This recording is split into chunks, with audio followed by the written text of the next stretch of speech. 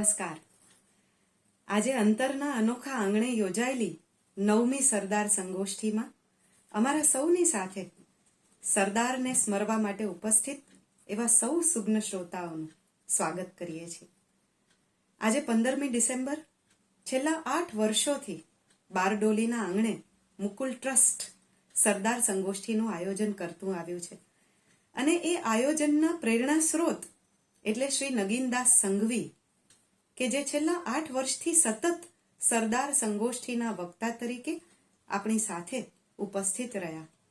આજે એ સદેહે આપણી વચ્ચે ઉપસ્થિત નથી, પણ એમના પ્રવચનો, એમની ચેતના, એમની વાણી, એમની સરવાણી એ આપણી સાથે જ છે. તો આજનો દિન એ રીતે પણ અનોખો છે કે આજની સરદાર સંગોષ્ઠી એ સરદાર પટેલની સ્મૃતિ માટે તો છે જ, પણ સાથે સાથે આ નિમિત્તે આપણે આદરણીય શ્રી નગીનદાસ સંઘવીને આપણી હૃદયાંજલિ પણ અર્પણ કરવાના છીએ. આજના આ અવસરની ભૂમિકા બાંધવા માટે હું આમંત્રિત કરું છું ડૉક્ટર ભદ્રાયુ વચરાજાનીને, કે જે આપણા માટે બિલકુલ અપરિચિત નથી. ડૉક્ટર ભદ્રાયુ વચરાજાની એ ગુજરાતના ખૂબ જાણીતા શિક્ષણવિદ, ચિંતક, લેખક અને વક્તા છે. એવા ડૉક્ટર ભદ્રાયુ વચરાજાનીને આપણે આદરપૂર્વક આમંત્રિત કરીએ અને એમના શબ્દોમાં આજના અવસર વિશેની વાત સાંભળીએ. નમસ્કાર. આજે 15મી ડિસેમ્બર 2020. 15મી ડિસેમ્બર 70 વર્ષ પહેલા ભારત નામના રાષ્ટ્રએ વિશ્વમાં જે લોહ પુરુષ તરીકે પ્રખ્યાત થયા અને જેમણે ભારત નામના રાષ્ટ્રનો અખંડ પિંડ ઘડ્યો તે સરદાર વલ્લભભાઈ પટેલની વિદાયનો દિવસ. આપણા સૌ માટે, ભારત વર્ષ માટે એક વૈશ્વિક વિભૂતિ નિર્માણનો અને તેમના પુણ્ય સ્મરણનો આ દિવસ છે. સરદાર સાહેબ એક એવું વિરલ વ્યક્તિત્વ જે ન ભૂતો ન ભવિષ્યથી આપણને યાદ અપાવે. કદાચ એમના જીવન ચરિત્રને, એમના જીવન કાર્યને ઊંડાણથી વાંચીએ અને જાણીએ ત્યારે આપણે સૌ તો મગતરું હોઈએ એવું આપણને ભાસે. આવું વ્યક્તિ વિશેષ વિભૂતિ તત્વ આપણી વચ્ચે હતું અને એમણે નિર્માણ કરેલા રાષ્ટ્રમાં આજે આપણે શ્વસી રહ્યા છીએ એ આપણી છાતી ફૂલવા માટે કાફી છે. આજના યુવાનોને કદાચ ખ્યાલ નહીં હોય, પણ સ્વતંત્રતાના સેનાનીઓ ક્યાંક આરામ કરવો હોય તો ક્યાં જશે? નિરાંતનો શ્વાસ લેવો હોય તો ક્યાં જશે? એમને કોઈ એક સુંદર સ્થળ જોઈએ એવું વિચારીને સરદાર સાહેબે વર્ષો પહેલા બારડોલી ખાતે સ્વરાજ આશ્રમનું પોતાના હાથે નિર્માણ કર્યું. આ દૂરંદેશી વ્યક્તિત્વનું વિરલ પાસું અહીંયા જોવા મળે છે. એ સ્વરાજ આશ્રમમાં સરદાર સાહેબ હતા, તેથી ભારતભરના દિગ્ગજ નેતાઓ પણ હતા. વર્ષો સુધી તો એવું બન્યું કે મહાત્મા ગાંધી આ સ્વરાજ આશ્રમમાં વર્ષે એક વખત અવશ્ય આવે અને ગાંધી બાપુ હોય એટલે એમને મળવા વિશ્વભરમાંથી, ભારતના નાના નાના ખૂણેથી એક એક કાર્યકર આ સ્વરાજ આશ્રમ બારડોલી ઉપર આવે. 1936ની સાલથી દર વર્ષે 1 મહિનો ગાંધીજી બારડોલી આવીને રહે. બારડોલીથી સરદાર સાહેબે ગાંધીજીને એક પત્ર લખીને સેવાગ્રામ જણાવ્યું કે આપે સાબરમતી છોડ્યું ત્યારે એવું વ્રત લીધું છે કે કાગડા કૂતરાના મોતે મરીશ, પણ સ્વરાજ નહીં મળે ત્યાં સુધી સાબરમતી આશ્રમમાં પગ નહીં મૂકું. આ વાત તો બાપુ તમારી સાચી છે, પરંતુ એ વ્રત તો તમે સાબરમતી આશ્રમ પૂરતું લીધું છે. આપ ત્યાં નહીં જાઓ તો સમજી શકાય એવી વાત છે, પરંતુ અહીં બારડોલી તો જરૂર પધારી શકો ને. ગાંધીજીએ સરદાર સાહેબને ઉત્તર આપ્યો કે દર વર્ષે 1 મહિનો બારડોલી જરૂર આવીશ. આખા દેશને ગાંધીનો લાભ મળે અને ગુજરાતના ગાંધીનો લાભ ગુજરાતને ન મળે એ તો યોગ્ય નથી. આપ સૌ વિચારી શકો કે સરદાર સાહેબની આ મુત્સદ્દીગીરી, દૂરંદેશી અને પ્રામાણિક નિષ્ઠાને કારણે બારડોલીમાં પ્રતિવર્ષ આવી શકે, ગાંધીજી અને એની સાથે સૌ હળી મળીને જીવી શકે એવી સુંદર યોજના સરદાર સાહેબે ઉપાડી લીધી. વજ્રાદપી કઠોરાની મૃદુની કુસુમાદપી, એ જે વાક્ય છે એવા વજ્રથી પણ કઠોર સરદાર સાહેબ એ કુસુમથી પણ કોમળ થઈ શકે એ આ પ્રસંગોની અંદર આપણને સ્પષ્ટ જાણવા મળે છે. આવા આ સરદાર સાહેબના સૈનિક ઉત્તમચંદભાઈએ સ્વરાજ આશ્રમનો બરાબર હવાલો 50 વર્ષ સુધી સંભાળીને સરદાર સાહેબને આપેલું વચન બરાબર પાળી બતાવ્યું. આ સ્વરાજ આશ્રમ સરદાર સાહેબ, ઉત્તમચંદ દાદા અને બારડોલી એમની વચ્ચે એક અતૂટ નાતો બંધાયેલો રહ્યો. સરદાર સાહેબના અનેક જીવન પાસાઓને આજે એમની વિદાયના 70 વર્ષ પછી પણ આપણે ભૂલી શકીએ તેમ નથી. એમનું પુણ્ય સ્મરણ આપણે હંમેશા કરતા આવ્યા છીએ, પરંતુ આ પુણ્ય સ્મરણને એક મોરપીચ્છ સમાન યાદગીરીએ સુંદર મજાની કલગી ઉમેરી આજથી લગભગ 9 વર્ષ પહેલા.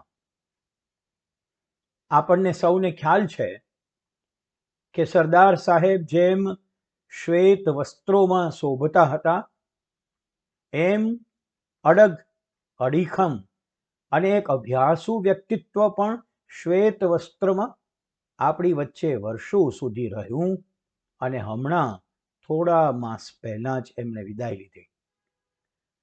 સરદાર વલ્લભભાઈ પટેલ, સ્વરાજ આશ્રમ બારડોલી અને મુકુલ ટ્રસ્ટ સૌ સાથે જો એક ગ્રંથિ બાંધી આપવાનું કામ કોઈએ કર્યું હોય તો એ વિરલ વ્યક્તિત્વ નગીનદાસ સંઘવી, જેને આપણે સૌ પ્રેમથી નગીન બાપા કહીએ.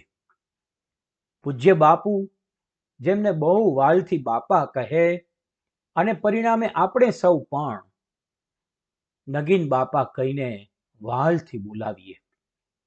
નગીન બાપાએ 2012માં સ્વરાજ આશ્રમની મુલાકાત દરમિયાન, ગોષ્ઠી દરમિયાન કહ્યું કે આ સ્વરાજ આશ્રમ તો સરદાર સાહેબની માનસ ભૂમિ છે. નગીન બાપાએ મુકુલ ટ્રસ્ટને એવું સૂચન કર્યું કે કેમ ન આપણે પ્રતિવર્ષ સરદાર સંગોષ્ઠીનું આયોજન કરીએ અને તે દિવસે સરદાર સાહેબના જીવનના પાસાઓને, સાચી અને સંપૂર્ણ માહિતીને અને સરદાર સાહેબના કાર્યને ઉજાગર કરવા સુંદર મજાનું ચિંતન કરીએ અને બારડોલી અને દક્ષિણ ગુજરાતના નગરજનો સાથે આપણી વાતો વહેંચીએ. સૌએ આનંદ સાથે આ વિચારને વધાવી લીધો, કારણ આ નગીન બાપાનું સૂચન હતું અને નગીન બાપાએ આ એક સુંદર વિચારને જન્મ આપ્યો, જેને નામ આપ્યું સરદાર સંગોષ્ઠી. 31 ઓક્ટોબર 2012થી તેનો આરંભ થયો. કોઈ પણ આવું કાર્ય હોય ત્યારે પૂજ્ય મોરારી બાપુ અવશ્ય સાથે જ હોય. પહેલી જ સરદાર સંગોષ્ઠીમાં પોતે નાદુરસ્ત તબિયતને કારણે ઉપસ્થિત ન રહી શક્યા, તેનો પૂજ્ય બાપુને રંજ રહ્યો. એટલે બાપુએ ત્યારે જ ઘોષણા કરી કે આ ગોષ્ઠીમાં નથી હાજર રહેવાયું. એ નિમિત્તે એક આખી શ્રી રામ કથા સરદાર સાહેબ માટે હું બારડોલી ખાતે કરીશ. આમ સરદાર સંગોષ્ઠી વ્યાપક બની અને સરદાર સાહેબ માટેની રામકથાનું સ્વરૂપ એણે પ્રાપ્ત કર્યું. હા, અમારા માટે આનંદનો વિષય એ પણ રહ્યો કે લગભગ સંગોષ્ઠીની અંદર શક્ય બન્યું ત્યાં પૂજ્ય બાપુ બારડોલીના સ્વરાજ આશ્રમમાં પધાર્યા અને સરદાર સાહેબના મૂળ બંગલાની અંદર તેઓએ નિવાસ કર્યો. 31 ઓક્ટોબર 2013ના રોજ સરદાર સંગોષ્ઠી થઈ અને પછી તો પ્રતિ વર્ષ સરદાર સંગોષ્ઠી 15મી ડિસેમ્બરના રોજ યોજાતી રહી. અત્યાર સુધીમાં કુલ 8 સરદાર સંગોષ્ઠીનું આયોજન કરવામાં આવ્યું અને આ 9મી સરદાર સંગોષ્ઠી પ્રકૃતિની ઈચ્છાને આધીન રહીને આપણે સૌ વર્ચ્યુઅલી કરી રહ્યા છીએ. વર્ચ્યુઅલી કરીએ છીએ ત્યારે એક બાબતનો આપણને થોડો રંજ છે કે આજે નગીન બાપા આપણી વચ્ચે નથી. સરદાર સાહેબ નહોતા તો એના સુધી આંગળી પકડીને લઈ જવાનું કામ નગીન બાપા પ્રતિવર્ષ કરતા હતા. પણ આ વર્ષે કુદરતે સરદાર સાહેબ પાસે અસરદાર નગીન બાપાને પહોંચાડી દીધા છે. એટલે આજની આ સરદાર સંગોષ્ઠીને આપણે નગીન બાપાને હૃદયાંજલિ સ્વરૂપે પ્રસ્તુત કરી રહ્યા છીએ. આ 8 વર્ષની અંદર 8 વર્ષ આપણી સાથે નગીન બાપા રહ્યા છે. એમ નહીં કે 15મી ડિસેમ્બરે જ હાજર હોય, પણ એમનો વિચાર હતો એટલે એમાં વક્તા કોને બોલાવવા, એના આયોજનમાં શું કરવું, તે પૂજ્ય બાપુ પણ એમ કહે કે નગીન બાપા કહે તેમ આપણે કરીએ. આજે 8 વર્ષ પછી આપણી વચ્ચે નગીન બાપા નથી ત્યારે આપણે કોને પૂછીએ કે આ ગોષ્ઠીમાં વક્તા કોને બોલાવીએ. એટલે અમે સૌએ નિર્ણય કર્યો કે આપણે આજે નગીન બાપાને જ બોલાવીએ અને બાપાએ આ સરદાર સ્મૃતિમાં સંગોષ્ઠી દરમિયાન આપેલા વિવિધ વ્યાખ્યાનોના કેટલાક સુંદર મજાના અંશો આજે એવી રીતે માણીએ કે આપણને એમ થાય કે આપણી વચ્ચે નગીન બાપા આ રહ્યા. એટલે આજના આ સરદાર સંગોષ્ઠીના કાર્યક્રમને નગીનદાસ સંઘવીની હૃદયાંજલિનો કાર્યક્રમ આપણે ગણીએ છીએ અને તેમના મુખ્ય વ્યક્તિત્વના લાક્ષણિકતા સાથે નિહાળવા આપણે તેમના વક્તવ્યોના અંશો આજે માણવાના છીએ. આ 8 વર્ષની સંગોષ્ઠીની અંદર આપણી વચ્ચે આરિફ મોહમ્મદ ખાન સાહેબ, જય વસાવડા, કાજલ ઓઝા વૈદ્ય, ભદ્રાયુ વછરાજાની, ઉર્વિશ કોઠારી, ગુણવંત શાહ, પુરુષોત્તમ રૂપાલા એમ અનેક વ્યક્તિ વિશેષ આવ્યા અને એમણે સરદાર સાહેબ વિશે વાત કરી. આજની આ 9મી સરદાર સંગોષ્ઠી કે જે નગીન બાપા માટેની હૃદયાંજલિ છે, એમાં આજે આ વર્ચ્યુઅલ વર્લ્ડ ઉપરથી મુકુલ ટ્રસ્ટ વતીથી હું સૌનું સ્વાગત કરું છું. કેટલીક યુટ્યુબ ચેનલ દ્વારા આપણે આ કાર્યક્રમ માણી રહ્યા છીએ અને આ યુટ્યુબ ચેનલ ઉપર આ કાર્યક્રમ પછીથી પણ જોવા મળી શકશે. પણ આજે આપણે નગીન બાપાને ફરી એકવાર સરદાર સાહેબ વિશેની રસપ્રદ વાતોમાં લઈ જતા માણવાના છે. આપણી વચ્ચે વિચક્ષણ રાજપુરુષ અને કેરળના મહામહિમ રાજ્યપાલ શ્રી આરિફ મોહમ્મદ ખાન સાહેબ પણ ઉપસ્થિત રહીને વિશેષ વાત કરવાના છે અને આપણા સૌના પ્રિય ભાઈ શ્રી જય વસાવડા પણ પોતાની લાક્ષણિક અદામાં આપણી સાથે વાત કરશે. મુકુલ ટ્રસ્ટ દ્વારા પ્રતિવર્ષ સરદાર સંગોષ્ઠી ભાવપૂર્વક ઉજવવામાં આવતી હોય છે. સ્વરાજ આશ્રમનો એ પરિસર કે જે પરિસરની અંદર સરદાર સાહેબે ખુદે પોતાના હાથે વૃક્ષો રોપ્યા છે, એ વૃક્ષો આજે પણ મોજૂદ છે. આપણને એવું ભાવ થાય કે હજુ ક્યાંક સરદાર સાહેબ નાનકડા સ્વરાજ આશ્રમના બાળકો સાથે કોઈ ફૂલવાડી વચ્ચે ઘૂમતા ફરતા હશે. એ સરદાર સાહેબની ભાવના અકબંધ મનમાં રાખીને આજની સરદાર સંગોષ્ઠી આપણે માણીશું. આજે પ્રતિવર્ષની જેમ આપણને જેમની કરુણા હંમેશા આશીર્વચન રૂપે મળે છે એવા પૂજ્ય શ્રી મોરારી બાપુ પણ પોતાના સુંદર મજાના વચનો કહેવાના છે. આપણા માટે આનંદનો વિષય છે કે સરદાર સાહેબની જ્યોતને અખંડ રાખવા માટે આજે આપણી સાથે શબ્દસ્થ નગીન બાપા જોડાયા છે. આજને દિવસે આપણે પ્રાર્થના કરીએ કે આ રાષ્ટ્ર અખંડ રહે, અખંડિત રહે અને સમગ્ર ભારત વર્ષ મૂળ અખંડિત રાષ્ટ્રના નિર્માણ માટે સરદાર સાહેબે જે મહેનત કરી હતી એ લેખે લાગે. ફરી એકવાર આપણે પ્રાર્થના કરીએ કે સરદાર સાહેબના આત્માને અને નગીન બાપાના હૃદયસ્થ સ્થાનને આપણી પાસે કાયમ રાખે. હું મારા શબ્દોને વિરામ આપું છું. નમસ્કાર.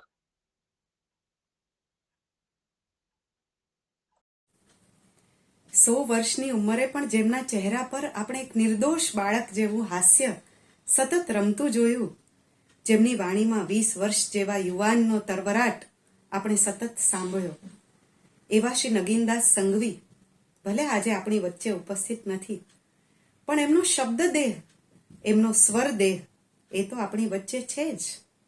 8 સંગોષ્ઠીમાં જે આપણી વચ્ચે ઉપસ્થિત રહ્યા એ 9મી સંગોષ્ઠીમાં ઉપસ્થિત ન રહે તો આપણને કેવી રીતે ગમે?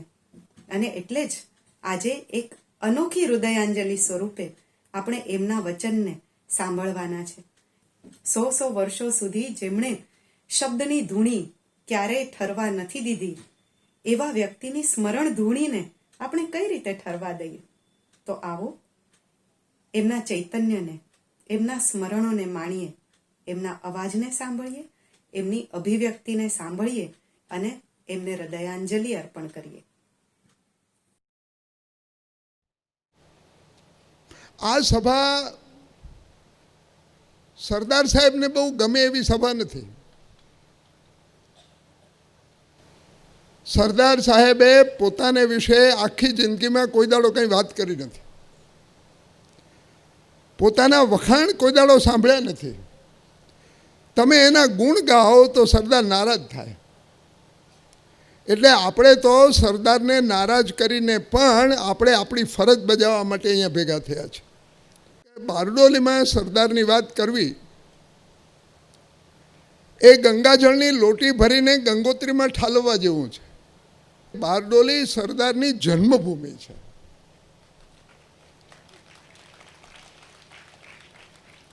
વલ્લભભાઈ કરમસદના,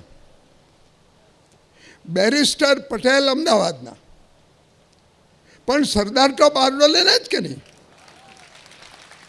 સરદાર તો બારડોલીમાં જ પેદા થયા અને સરદારનું પ્રાગટ્ય તો બારડોલીમાં જ થયું. સરભોણમાં એક જાહેર પ્રવચન બારડોલી સત્યાગ્રહ વખતે ચાલતું હતું ત્યારે સરદારે કહેલું કે આ બારડોલીમાં એવું કંઈક છે કે જે બારડોલીમાં આવે એ બારડોલીનો થઈને રહે. મેં કહ્યું તેમ સરદારની કથા મારા મનમાં બારડોલીથી શરૂ થાય છે. મોરારી બાપુ ઘણીવાર કહે છે ને આપણે એવી માન્યતા પણ ખરી કે હનુમાન ચિરંજીવ છે અને રામની બધી કથાઓમાં હાજર રહે છે. હું એમ માનું છું કે બારડોલીની દરેક પ્રવૃત્તિમાં સરદારની હાજરી છે જ.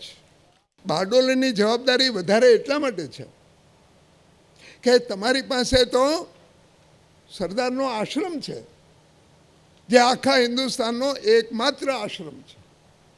આ બધા સત્યાગ્રહોમાં સૌથી વધારે નામ કોઈનું ગાજ્યું હોય સાહેબ તો એ બારડોલીનું છે. આખા દેશમાં એ વખતે બારડોલી બારડોલી બારડોલી થતું.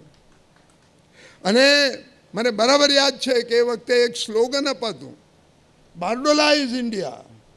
આખા હિન્દુસ્તાનનું બારડોલીકરણ કરો. ઇંગ્લેન્ડની પાર્લામેન્ટમાં કોઈ પણ સ્થાનિક સત્યાગ્રહની ચર્ચા થઈ હોય તો બારડોલીની થઈ છે, બીજા કોઈ નાના સત્યાગ્રહની ચર્ચા પાર્લામેન્ટમાં નથી થઈ સાહેબ. ગુજરાતી ભાષામાં યુદ્ધ ગીતો લખવાની શરૂઆત બારડોલીના સત્યાગ્રહથી થઈ સાહેબ. ડંકો વાગ્યો લડવૈયા સુરા જાગજો રે, આ બારડોલીની પેદાશ છે. બારડોલીએ એક સાહિત્યમાં નવો ફાલ ઉમેર્યો છે સાહેબ. સરદારના તો નામમાં જ જાદુ છે, અને એ જાદુ આજ 60 વર્ષે ઘટ્યો નથી, વધતો જાય છે. લોકો સુધી જેનો અવાજ પહોંચે એ એકલો સરદાર, બીજો કોઈ નહીં. સરદાર જેવો માણસ હોય ને સાહેબ, એને હોદ્દાની જરૂર નથી હોતી, એને ખુરશીની જરૂર નથી હોતી. સરદાર પટેલ જે ખુરશી ઉપર બેઠો હોય એ જ વડાપ્રધાનની ખુરશી કહેવાય. ઢગલા બંધ દાખલાઓ આપું સાહેબ. નિઝામની સામે લશ્કરી પગલાં લેવાનો નહેરુનો જબરદસ્ત વિરોધ, સરદારનો આદેશ માન્ય રહ્યો સાહેબ. રાજગોપાલાચારીને સંઘ પ્રમુખ બનાવવા માટે નહેરુએ તનતોડ મહેનત કરી. સરદારે કહ્યું કે તો રાજેન્દ્ર બાબુ જ સંઘ પ્રમુખ કહેવાય, અને એ થયા. હિન્દુસ્તાનના ભાગલા મારા શબ ઉપરથી પડશે એવું ગાંધીએ કહેલું. ભાગલાના પ્રખર વિરોધી ગાંધી. હિન્દુસ્તાનના ભાગલા પડવા જોઈએ અને પાકિસ્તાન આપવું જોઈએ, એ સૌથી પહેલો સ્વીકાર વલ્લભભાઈએ કર્યો. સિમલામાં માઉન્ટ બેટને જ્યારે જવાહરને બોલાવીને પોતાની યોજના સમજાવી, જવાહરલાલ તો થથરી ઉઠ્યા. રાત્રે 12 વાગે એણે સરદારને ફોન કર્યો કે સરદાર આવું કહે છે. એણે કહ્યું કે પાકિસ્તાન સ્વીકારી લો. એટલે જવાહરે કહું પણ બાપુનો વિરોધ છે, કોઈ એ હું કરીશ, સ્વીકારી લો. ભાગલાનો પાકિસ્તાનની સ્થાપનાનો સૌથી પહેલો સ્વીકાર સરદારે કર્યો. 34 અને 38માં CIDના રિપોર્ટ છે સાહેબ કે લોકો જવાહરલાલજીને જોવા આવે છે અને સરદારને સાંભળવા આવે છે. આપણે બધા જાણીએ છીએ સરદાર એક સમર્થ વક્તા છે, શબ્દોનો સ્વામી છે સાહેબ. તમે બધા ટૂચકાઓ ઘણા બધા સરદારના સાંભળતા હશો, અને છે સરદાર લોકોને હસાવે પણ ખરા, રડાવે પણ ખરા, જગા ઉપરથી ઊભા પણ કરી દે સાહેબ, લોકોને ઉશ્કેરી પણ શકે. એના શબ્દોનું સામર્થ બીજા કોઈ વક્તા પાસે નહીં. પણ સરદાર એકલો લડવૈયો નથી સાહેબ, એ ઘડવૈયો પણ છે.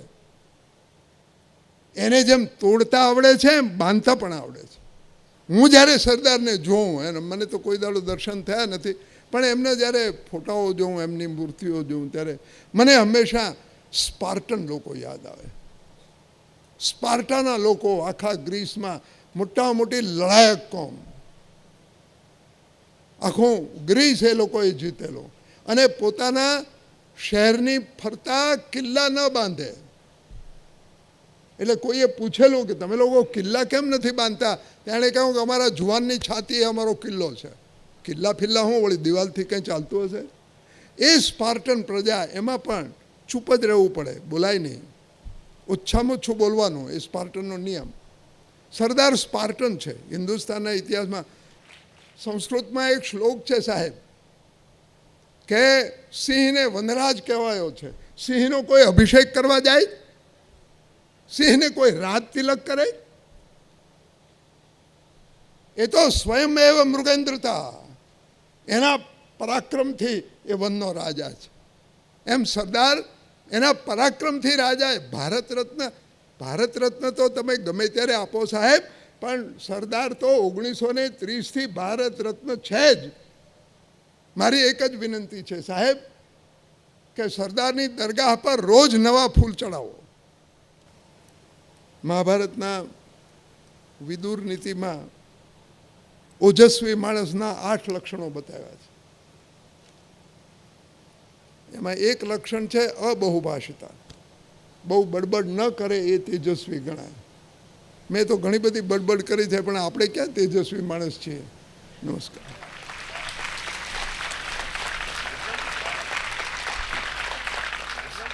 સરદારની એક મોટી લોખંડની આખી દુનિયામાં ઊંચી પ્રતિમા આપણે બનાવવાના છીએ.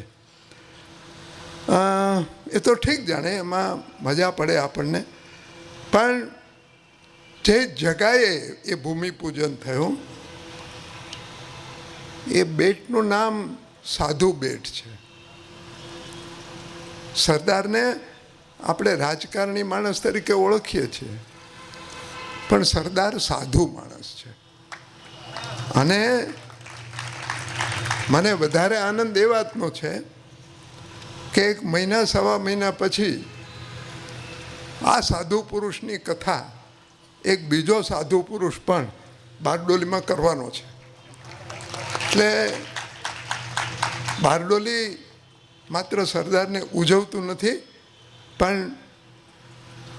જેમ જયભાઈએ કહ્યું એમ સરદારને પામવાની, સમજવાની પણ માથાકૂટ કરે છે. સરદારની પ્રતિમા તો થશે, લોખંડની પ્રતિમા થશે. સરદારને મોટે ભાગે આપણે બધા લોહ પુરુષ તરીકે કહીએ, લોખંડી પુરુષ તરીકે કહીએ, પણ સરદાર એ માત્ર લોખંડી માણસ નથી.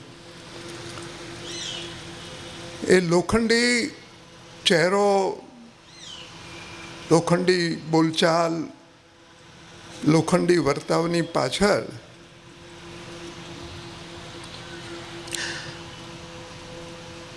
એક માતાનું કાળજું છે. સરદારની પ્રતિમા લોખંડની તો થશે, પણ આ માનું કાળજું એમાં કોણ મૂકશે એની મને બહુ મોટી ચિંતા છે. ગાંધીએ મહાદેવભાઈની ડાયરીમાં એ નોંધ્યું છે કે સરદાર માની જેમ મારી કાળજી લે છે. પણ ગાંધી સુધી જવાની જરૂર નથી. નિરંજનાબેનને પૂછજો ને કે સરદાર લોખંડનો માણસ કે મીણનો માણસ,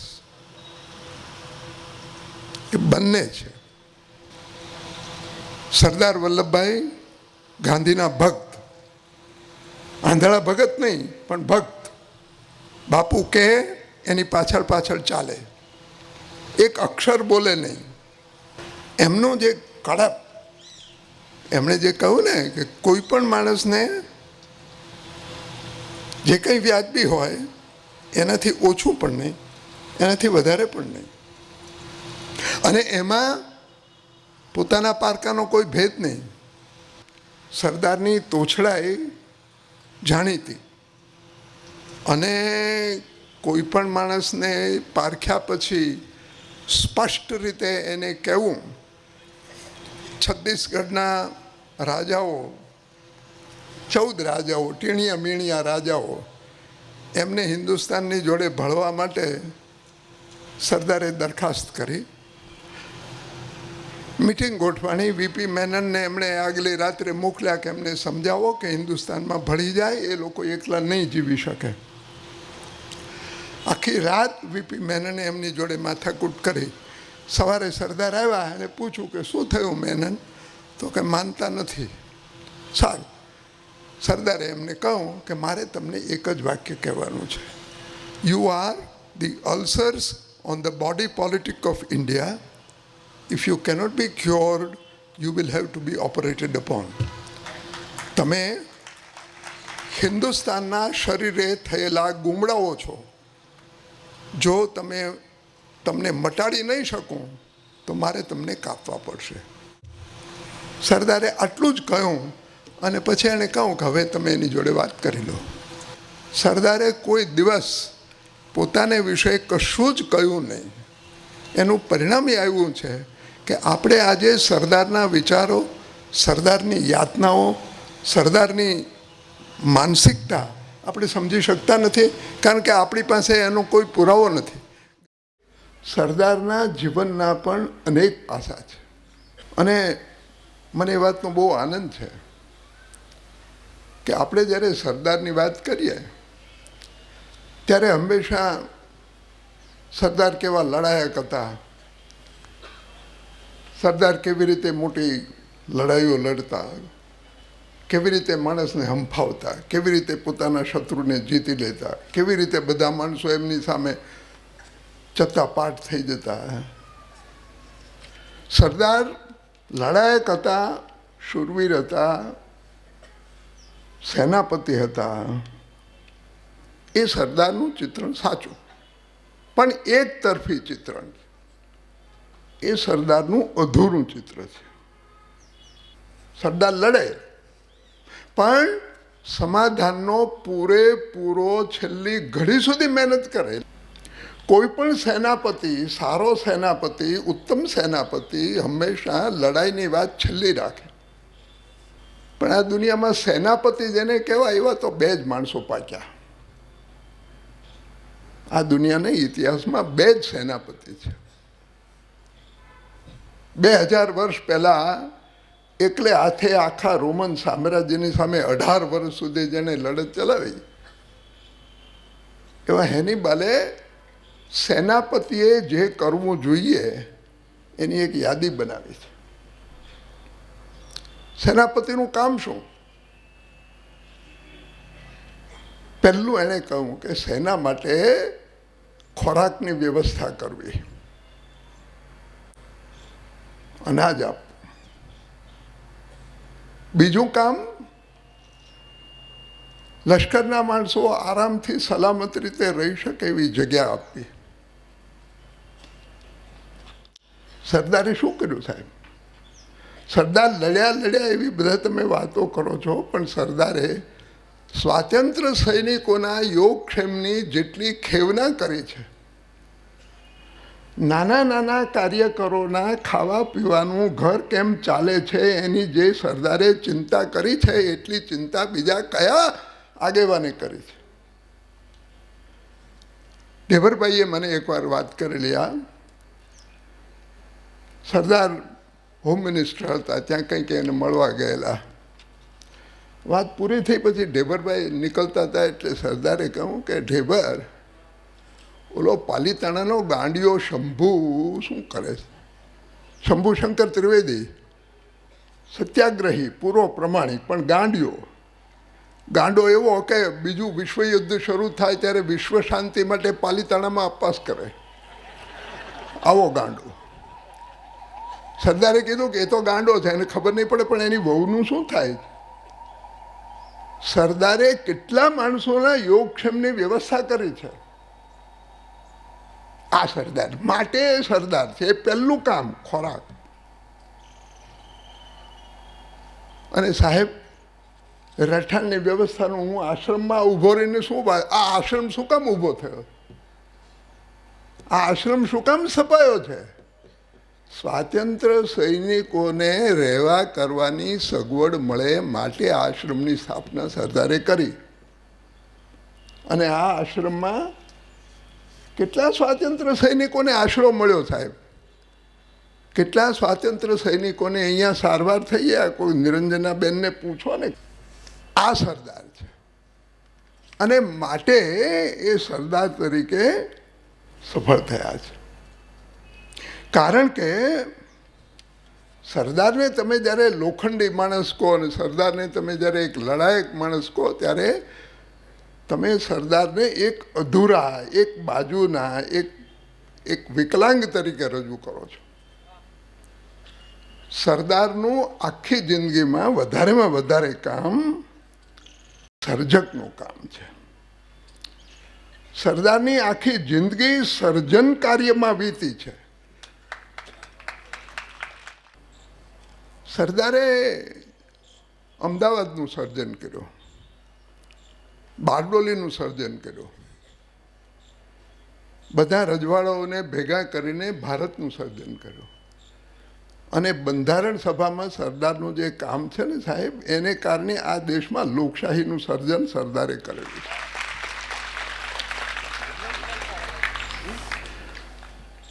અને વલ્લભભાઈ ગાંધીની લડાયક શક્તિથી એમની પાછળ ચાલ્યા. પણ ગાંધી એ વલ્લભભાઈના સર્જન કાર્યથી એની પાછળ ચાલ્યા. ખેડાના સત્યાગ્રહ પછી ગાંધીએ લખ્યું છે કે હું જે કંઈ કરી શક્યો એ વલ્લભભાઈ ન હોત તો ન થાત એવો સારો અનુભવ મને આ ભાઈનો થયો છે. એવું એણે કેમ કહ્યું? સરદારે ગંદા ગોબરા ગામડા જેવા અમદાવાદને નવા શહેરની રોનક આપી. આજનું જે અમદાવાદ તમે જુઓ જ ને સાહેબ, એ સરદારનું બચ્ચું છે, સરદાર એના સ્થાપક છે. બારડોલીમાં સ્થાપિત થયા પછી સરદારે શું કર્યું? સરદાર છે ને એ સહકારી પ્રવૃત્તિઓ ગુજરાતમાં શરૂ કરનારો પહેલો માણસ. સહકારી મંડળના કાર્યકરો એ તો સરદારના વારસદારો છે. સરદારે મંડળીઓ ઊભી કરાવેલી છે ને વારસદાર તરીકે તમારે સરદાર જેવા થવું પડે. સરદારે અહીંયા કેળાનું વાવેતર શરૂ કર્યું સાહેબ. આ બારડોલી જે આજે બાગ દેખાય છે ને, એ સરદારની સર્જન પ્રક્રિયા અને સર્જન પ્રવૃત્તિનું પરિણામ છે. અને સરદારને માટે ગાંધીની છાપ કેવી? જે ઠેકાણે સમાધાન કરવાનું હોય, વાતની પતાવટ કરવાની હોય, સુલેહ કરવાની હોય, કોઈ સવાલનો ઉકેલ લાવવાનો હોય, સરદારને મોકલ્યા. કેટલા દાખલા આપું સાહેબ. નાગપુરનો ઝંડા સત્યાગ્રહ ચાલતો હતો ને એવા ફસાઈ પડેલા કે પૂરું ન થાય છોડીએ ન કાંઈ. એટલે ગાંધીએ સરદારને કહ્યું કે સરદાર હવે આનું કંઈક પતાવટ કરો ને. એને બહુ આબરૂભેર બહાર નીકળ્યા. મૈસૂરમાં સર મિર્ઝા ઇસ્માઇલ જેવો વિચક્ષણ દિવાન, એ જે સવાલ હતો એ સરદારને મોકલ્યા. માણસા દરબાર, સરદારે સમાધાન કરાયું. રાજકોટમાં સરદારને મોકલ્યા. અને એમાં લડત અને સમાધાન એ બંને કરીને સરદારે વીરાવાળાની પાસે શરણાગતિ લગભગ લખાવી દીધી. 46માં આપે ભીષ્મની બાણશૈયાનો ઉલ્લેખ કર્યો ને. ભીષ્મની બાણશૈયા તો કાજલબેન 6 મહિના ચાલી. સરદારની બાણશૈયા તો 4 વર્ષ ચાલી. 46માં સરદાર તો મરણ પથારીએ. મેં આપને કહ્યું એમ સરદારે 46 પછીનું જે કંઈ સર્જન કાર્ય કર્યું છે એ બધું મરણ પથારી ઉપરથી કર્યું છે. ગાંધીએ એક વખત માઉન્ટબેટનને વાત કરેલી કે સરદારને છૂટા થવું છે. માઉન્ટબેટને કહ્યું કે બાપુ, હું સરદારને નહીં છોડું. એ મરી જાય કે જીવે, કામ તો એને કરવું જ પડશે.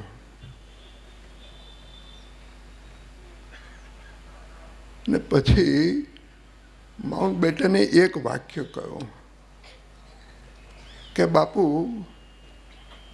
બીજો કંઈ વિચાર આપ કરતા હો તો આપણે વિચાર કરીએ. અર્થ સમજાય? સરદારને તો રાખવાનો જ છે. બીજો વિચાર આપ જો કંઈ કરવા માગતા હો તો ઉપરની કક્ષા હોય ને સાહેબ, એમાં ખુલ્લી વાત કોઈ દાડો થતી નથી. તમારામાં અક્કલ હોય તો એ જે કહે છે એ તમારે સમજવાનું. ગાંધી તો સમજે ને. ગાંધીએ કહ્યું ના ના, બીજો કોઈ વિચાર નથી. સરદાર કોઈ પણ ખુરશીમાં બેઠો હોય ને ખુરશીમાં ન બેઠો હોય તો પણ એના વગર ચાલે નહીં. આ એની પકડ. અને આ સરદાર એટલે વડોપ્રધાન થાય ન થાય ઠીક છે, બધે આપણને બહુ મહત્વનું લાગે, એને શું મહત્વ હોય. સરદારનું મોટામાં મોટું કામ જે શરૂ થયું સાહેબ, રજવાડાઓ ભેગા કર્યા ને એ બધું તો ઠીક છે, પણ એ વખતે આખું તંત્ર તૂટી પડેલું. હિન્દુસ્તાનના વરિષ્ઠ નોકરિયાતો બધા અંગ્રેજો સાગમટે રાજીનામું આપીને ગયા. મુસલમાન અધિકારીઓ હતા એ બધા પાકિસ્તાન ગયા. સાહેબ 30% માણસો બાકી રહેલા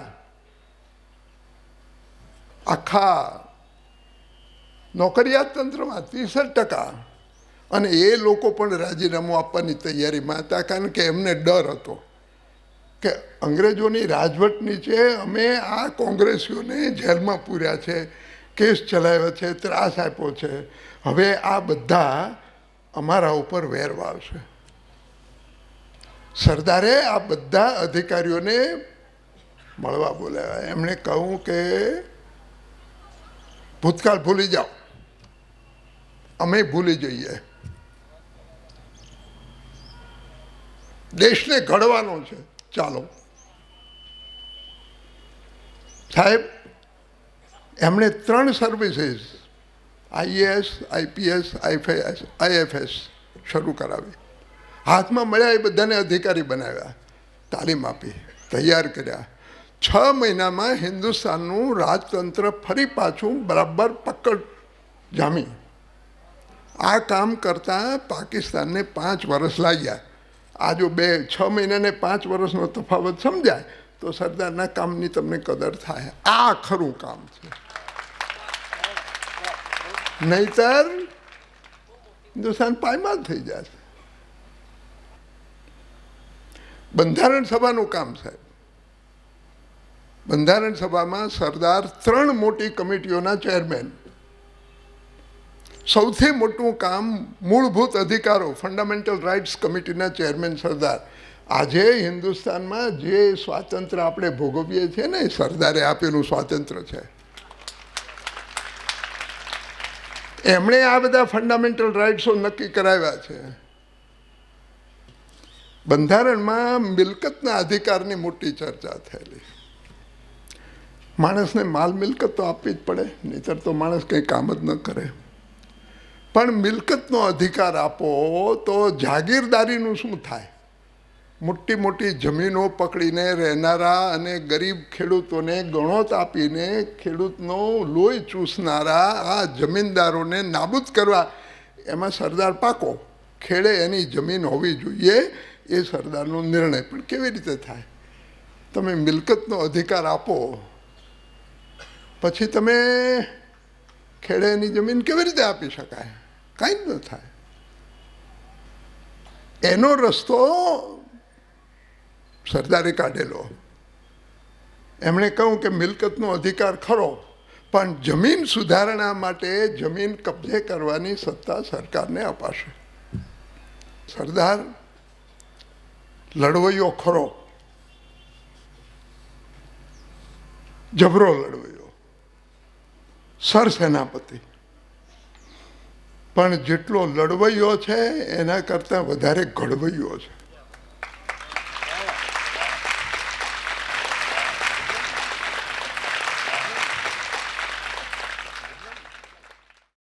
હું આમંત્રિત કરીશ એક એવા વક્તાને કે જે કોઈ પણ વિષયને વિસ્મયની આંખે જોઈ શકે છે, અને એમના વિસ્મયની સાથે વહેતા વહેતા જાત જાતના વળાંકોમાંથી પસાર થતાં થતાં આપણે સરસ એક મસ્તી સાથે એ વાતના વિરામ સુધી પહોંચતા હોઈએ છીએ.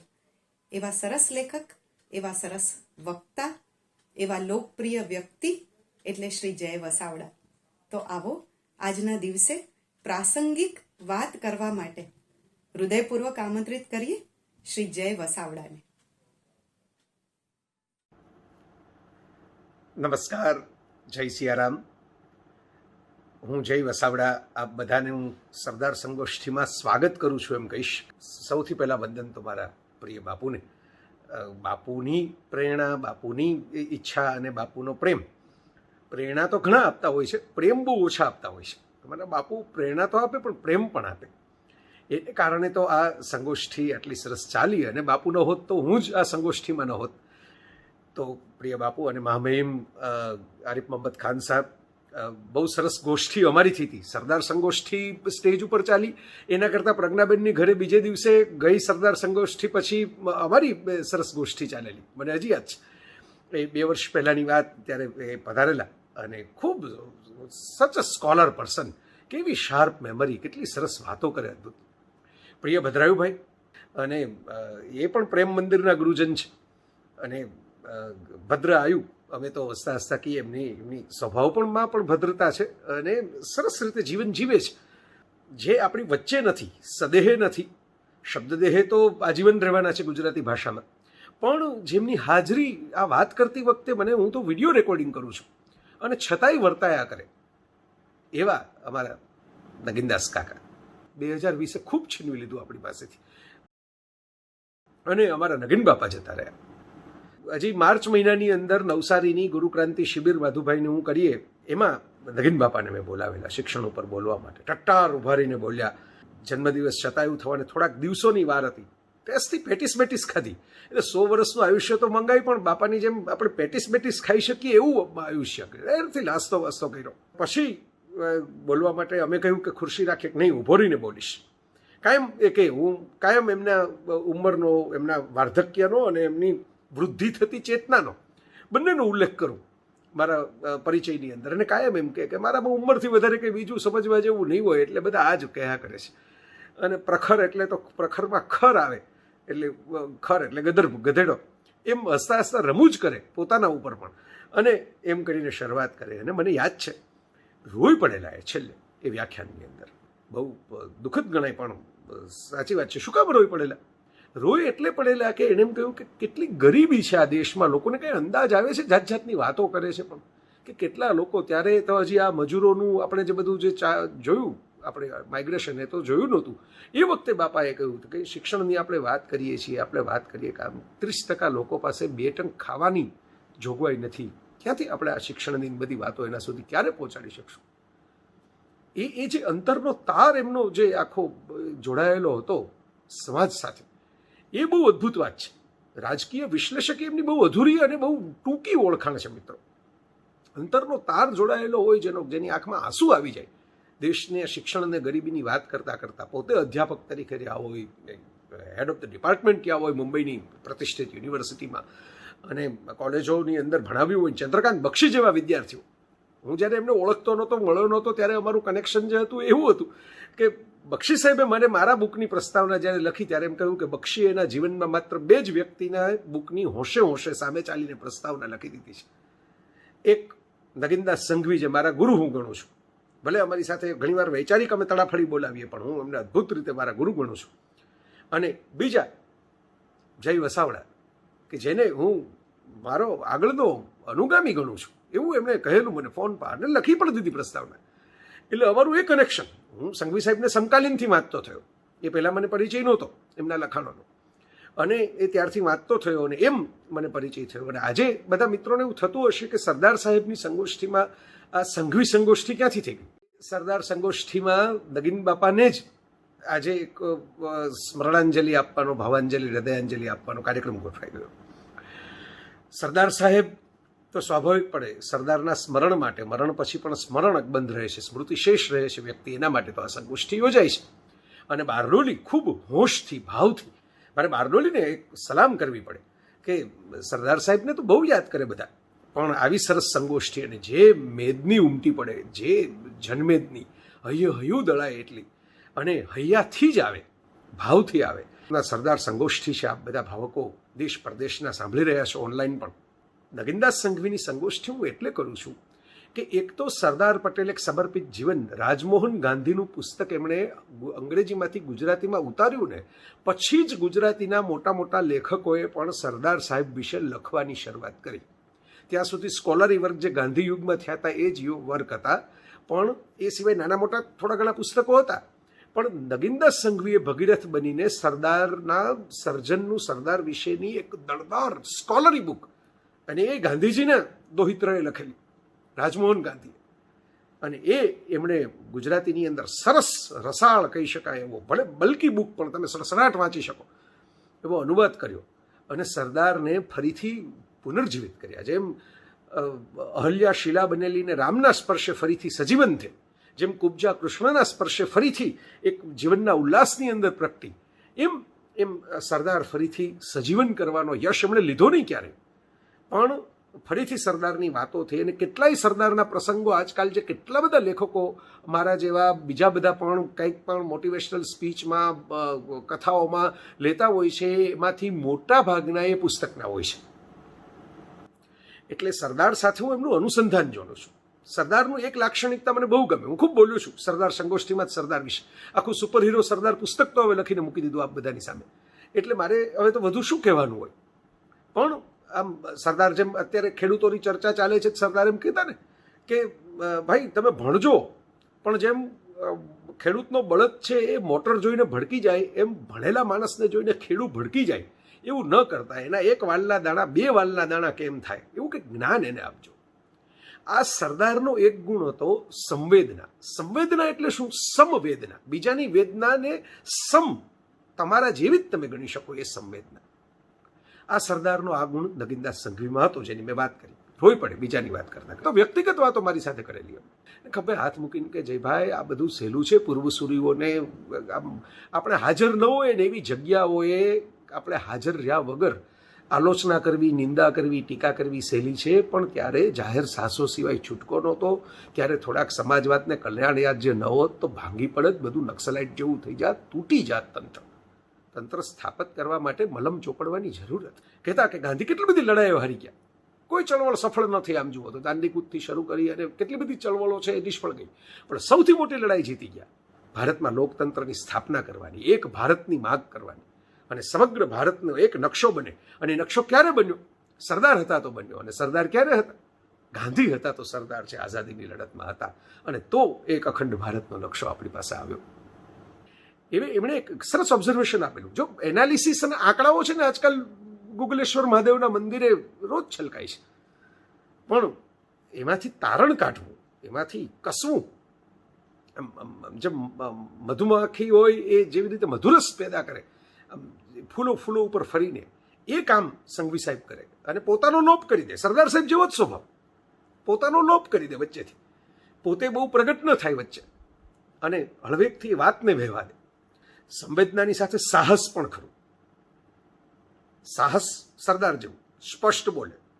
કૃષ્ણ નામનો કોયડો એ વાત ઉપર બોલવા માટે મેં એમને વિનંતી કરેલી કે હરિવંશ, વિષ્ણુ પુરાણ, મહાભારત અને શ્રીમદ ભાગવત, 4 કૃષ્ણના અધિકૃત ગ્રંથોને સાથે લઈ અને એમણે એક આખું રિસર્ચ પ્રોજેક્ટ કર્યો મહામાનવ શ્રી કૃષ્ણ ગ્રંથનું, કે જેમાં અખિલમ મધુરમનું અખંડ દર્શન કરાવ્યું એમણે.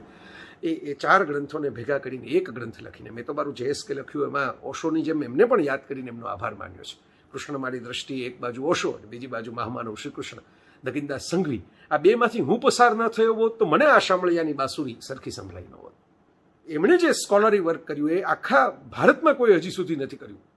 તો એ સાહસ, સ્પષ્ટ સત્ય કહેવાનું સાહસ. અને પાછા મને કહે ખરા કે તમારા જેવું રસિક અમે ન બનાવી. અરે હું કહું, તમે આખા સાક્ષાત ભલે ખાદીના જભા લેંગામ ભરો, માણસ રસિક છો, રસ પુરુષ છો. અને પછી તો મોજમાં હોય, મૂડમાં હોય તો સંસ્કૃતના સરસ મજાના શૃંગારિક ઇરોટિક શ્લોકો સંભળાવે કે જયભાઈ આ દુનિયાને કાંઈ ખબર જ નથી, વેદની વાતો કરે છે, વેદ વાંચતા નથી. એ જે પરિક્રમા કરાવતા, એ જે તડફડ કરાવતા, એ જે મહાભારત સમજાવતા, આહા.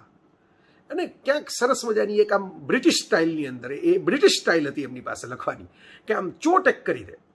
આમ મૂળ વાતની અંદર થોડો અહેવાલ જેવું હોય, થોડું સરળ સમજૂતી આપે, પછી પોતાનું ઓબ્ઝર્વેશન આપે, પણ તમને ખબર ન પડે કે અહીં નગીનદાસ સંઘવીની એન્ટ્રી થઈ ગઈ છે લખાણમાં.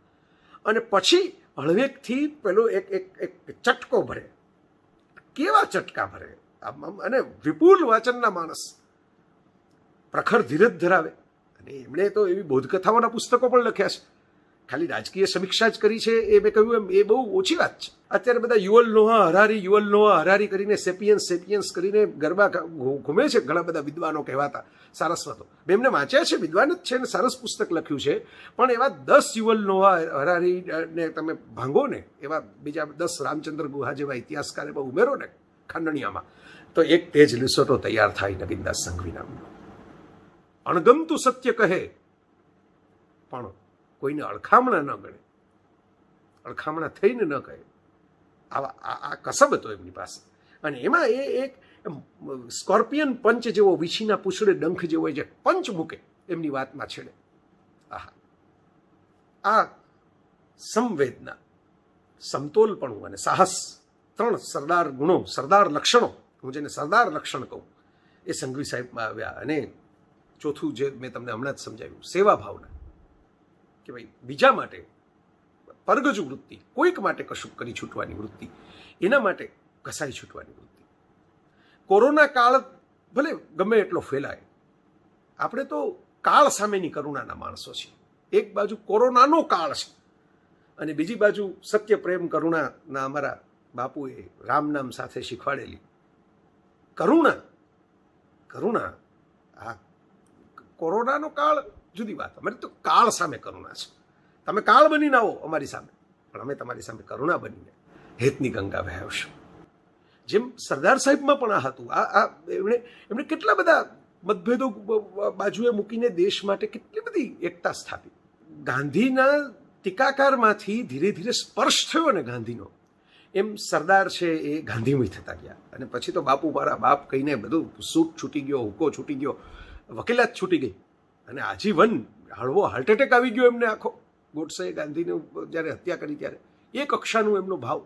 અને કાયમ બધાને કહેતા કે હું ભાઈ કોઈ જ્ઞાતિનો, કોઈ વર્ગનો, કોઈ ગામનો નથી, મને એવા સન્માન ન કરો, એ ઓળખ મારી નથી.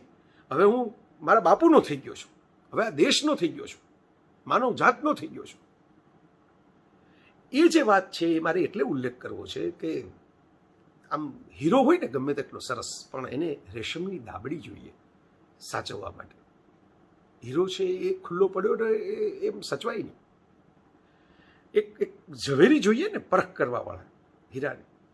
મને ખ્યાલ છે ત્યાં સુધી રામાયણ વિશેના એમણે જે પુસ્તકમાં એમના સ્વભાવ મુજબ સંઘવી સાહેબના, અને વાલ્મીકી રામાયણની તો શરૂઆત જ ત્યાંથી થાય છે, તપ સ્વાધ્યાય નિરતઃ. તપ અને સ્વાધ્યાયમાં જે તલ્લીન છે એવા ચરિત્રનું ગાન સાંભળવું છે, નારદ અને વાલ્મીકી ઋષિ વચ્ચેનો સંવાદ. અને એવા સંઘવી સાહેબ પણ અમારા તપ સ્વાધ્યાય નિરત, તપ ને સ્વાધ્યાયને આગળ રાખે. તુલાધાર સત્ય મેં કહ્યું એમ, ત્રાજવાની દાંડીએ સત્ય રાખે. કોઈ પોતાનું વ્યક્તિગત સ્વાર્થ નહીં, કોઈ પોતાની વ્યક્તિગત એવી વાત નહીં, એવી ચિંતા પણ નહીં, ફિકર નહીં, બેપરવા. શાહોનો શાહ મારી સાથે હોય પછી મારે દુનિયા માટે લાપરવાહ થઈ જવાનું, એ ખુમારી અને ખુદદારી. આવા પ્રીતના માણસ, આવા સાયન્સના માણસ યુવતાને પોખે, નવી પેઢીની વાત કરે, ગઈકાલની વાતો નહીં. એ લેવલનો માણસ ક્યાંથી મળે કે જેણે 100 દિવાળીઓ જોઈ હોય, 101 વર્ષ આમ લાંબી ડાફ ભરતા ભરતા મારા જુવાન બાપા જતા રહ્યા, અને એ માણસ ન મળે. હવે તમને એ કક્ષાનું એટલું બધું વિઝન જેણે ગાંધી યુગ સાક્ષાત જોયો હોય, હું વાંચીને એની વિશે વાત કરું ને એ જોઈને એના વિશે વાત કરે. મેં કહેતા પોથી કી લેખી, તું કહેતા આખન કી દેખી. આખન કી દેખી જોવા વાળો માણસ જતો રહ્યો. ખાન સાહેબ, તમને રસ પડે એવી વાત છે કે સંઘવી સાહેબે એક આખો પ્રોજેક્ટ વિચારેલો. મારી પાસે એમનો પત્ર વ્યવહાર છે આના માટે. અમારું તો એક અધૂરું સપનું રહી ગયું બાપુ, અને એ સપનું એ અધૂરું રહી ગયું કે અમે એમની એક, ખાન સાહેબ ભદ્રાયુભાઈ એવી વૃત્તિ હતી, ઈચ્છા હતી કે એક સંપૂર્ણ ભારતીય હિન્દુ સંસ્કૃતિનો, હિન્દુત્વ કે હિન્દુ ધર્મ એમ નહીં, પણ ભારતીય સંસ્કૃતિના હિન્દુ વારસાનો એક સ્કોલરી ગ્રંથ રચાય. ન થયો. અમે પત્ર વ્યવહાર કર્યો, મને એક આખી ટીમ ઊભી કરવી પડે, અને ઇતિહાસના એંગલથી લખવું પડે, ગ્લોબલ લેવલે લોકો સ્વીકારે એમ.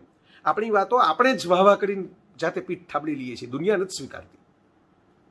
તો ગ્લોબલ લેવલે એ સ્વીકારાય એવી વાત આપણે મૂકવી છે, અને એ કમનસીબે અધૂરી રહી ગયું. પણ આપણે વધારે ને વધારે રસ લઈએ, વધારે ને વધારે તુલાધાર સત્યની ઉપાસના કરીએ, અને વધારે ને વધારે એમણે જે આપણને જેટલું આપી ગયા છે, અને પોતે કાયમ સાદા સીધા જ રહ્યા, વ્યક્તિગત ક્યાંય સ્વાર્થમાં પડ્યા નહીં. મને ફોન કરેલો એક વખત આ દક્ષિણ ગુજરાતમાં પ્રવચન માટે એમને, અને મને એમનો સામો ફોન આવ્યો કે આયોજકો તો બહુ પૈસા કહે છે. અરે પણ મેં કીધું, મેં જ કહ્યું છે કે એમને આટલા તો તમને આપવા જોઈએ. અરે મને આટલા બધા લેવાય, આટલા બધા ન લેવાય. ન લીધા એમણે, ખાલી ભાડું જ ગાડીનું લીધું ને થોડોક પુરસ્કાર એમને યોગ્ય લાગતો તો એટલો જ લીધો. ક્યાંથી મળે આવા સત્વશીલ સાધુ પુરુષો?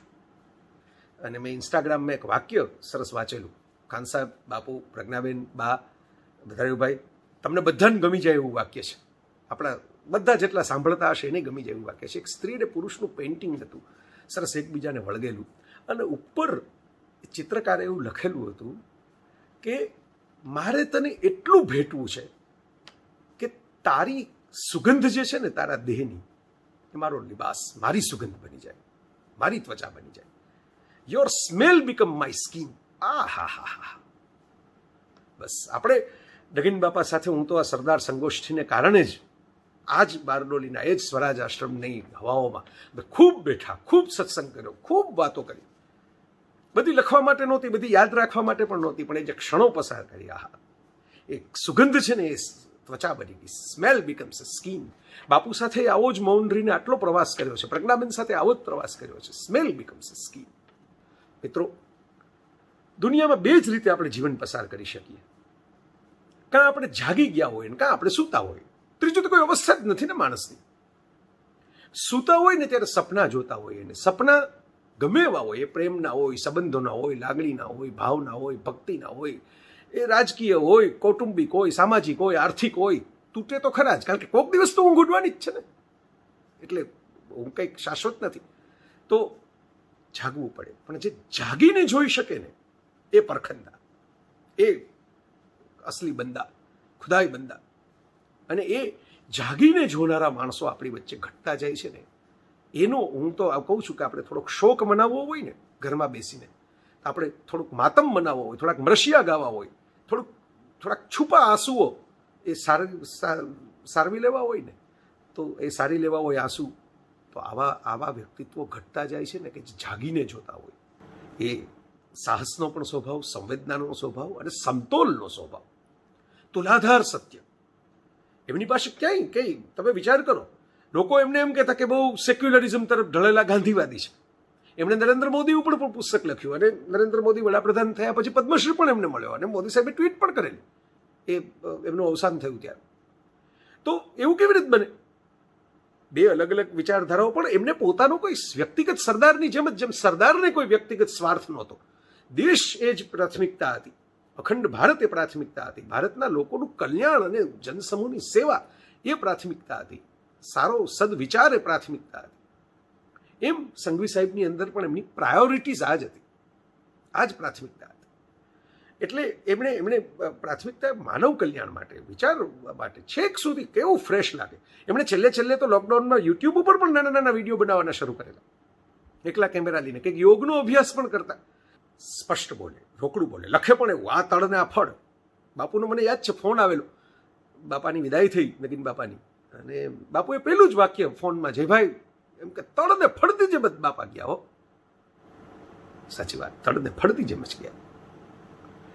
એક નાનકડી કવિતા હું પ્રસ્તુત કરું તો સરસ મજાની મેરી એલિઝાબેથ ફ્રાયરની કવિતા છે, 1932માં લખાયેલી. એ હું સરદાર સાહેબને અને નગીનદાસ સંઘવીની ચેતનાને આપ બધાની વતી સમર્પિત કરું છું. અંગ્રેજીની કવિતા છે, થોડું જેમ બાપુની ગુજરાતી કથાનો ભાવ જેમ સંક્ષિપ્તમાં મૂકી દેતા હતા એમ મૂકી દઈશ એની વાત. પણ કવિતા એટલી બધાની સરસ છે, મને બહુ ગમે છે. મૃત્યુ પછીનો સંદેશો આપે છે કવિ એમાં, અને કવિ જ આપી શકે આવા સંદેશ. Do not stand at my grave and weep. મારી કબર પાસે, મારી સમાધિ પાસે ઉભા રહીને રડતા નહીં. Do not stand at my grave and weep. I am not there, I do not sleep. ત્યાં હું નથી, હું ત્યાં નથી સૂતો. જ્યાં તમે મને અગ્નિ સંસ્કાર આપ્યો, જ્યાં તમે મને દફન કર્યો, જ્યાં તમે મારું સ્મારક બનાવ્યું, જ્યાં તમે મારી મૂર્તિઓ રાખી, ચિત્રો રાખ્યા, ત્યાં હું નથી. વિદાય લેનારી વ્યક્તિ આપણને કહે છે, તો હું ક્યાં છું? I M 1,000 winds that blow. જે હજારો પવનની લહેરખીઓ વહે છે, હું એમાં છું. I am the diamond glints on snow. બરફ ઉપર જે ચમકારાઓ, કૈલાસના શિખર ઉપર જે આમ સૂર્યના કિરણો ચમકે અને જે આમ સોના અને હીરા ઝગમગતા હોય એવું દ્રશ્ય જોવા મળે, ત્યાં હું છું. I am the sun on ripened grain. Ripened grain, જે પાકેલું અનાજ છે એના ઉપર જે સૂર્યના પ્રકાશ છે એને જે સોનાના કણ જેવું લાગે, હું ત્યાં છું. I am the gentle ઓટોમન rain. અને પાનખર પછી જે હળવો ધીમો ઝરમર મધુરો વરસાદ આવે, રોમેન્ટિક વાતાવરણ ઊભું કરતો, હું ત્યાં છું. When you awaken in the mornings hush. સવારની ઝપાઝપી ઉતાવળમાં ઘણીવાર તો આપણે ઉઠીએ પહેલાં જ પાછળ રહી ગયા હોય એવા ભાવ સાથે ઉઠીએ છીએ જગતથી, અને પછી સતત ધૂંધવાયેલા જ રહીએ છીએ બધા સાથે. When you awaken in the morning rush, I am the swift uplifting rush. હું હળવેકથી જે તમને જગાડે છે ને, એ ચેતના છું, એ ગતિ છું. Of quiet birds encircled flight. એ આમ સામાન્ય રીતે જે ચૂપ રહીને પંખીઓ ચકરાવા લેતા હોય છે, બસ એનું હળવા હળવા ટહુકાશું. I am the soft stars that shine at night. જે ધીમા ધીમા સરસ મજાના તારાઓ પ્રકાશિત થાય છે, એ હું છું. Do not stand at my grave and cry. મારી આ મૃત્યુના સ્થળ પાસે ઊભા રહી અને રડતા નહીં. I am not there, I did not die. હું ત્યાં નથી, હું મર્યો નથી. આનંદ કભી મરતે નહીં, સરદાર કભી મરતે નહીં, ગાંધી કભી મરતે નહીં, નગીનદાસ કભી મરતે નહીં. જય સિયારામ. આજની વિશેષ વાત આપણે એક વિશેષ વ્યક્તિત્વના સ્વરમાં સાંભળવાના છીએ. એ એવા વ્યક્તિ છે કે જેને તમે કોઈ સરહદોમાં બાંધી ન શકો. એ સરહદના નહીં, એ અનહદના માણસ છે. એમના પરિચયમાં તો આપણે એટલું જ કહી શકીએ કે માનવતા જેમનો ધર્મ છે અને ઇન્સાનિયત જેમનો ઈમાન, એક સાથે જેમને હૃદયસ્થ છે ગીતા અને કુરાન, એવા વ્યક્તિ કેરળ રાજ્યના રાજ્યપાલ આરિફ મોહમ્મદ ખાન. તો આવો એમને સાંભળીએ. श्रद्धे मुरारी बापू जी,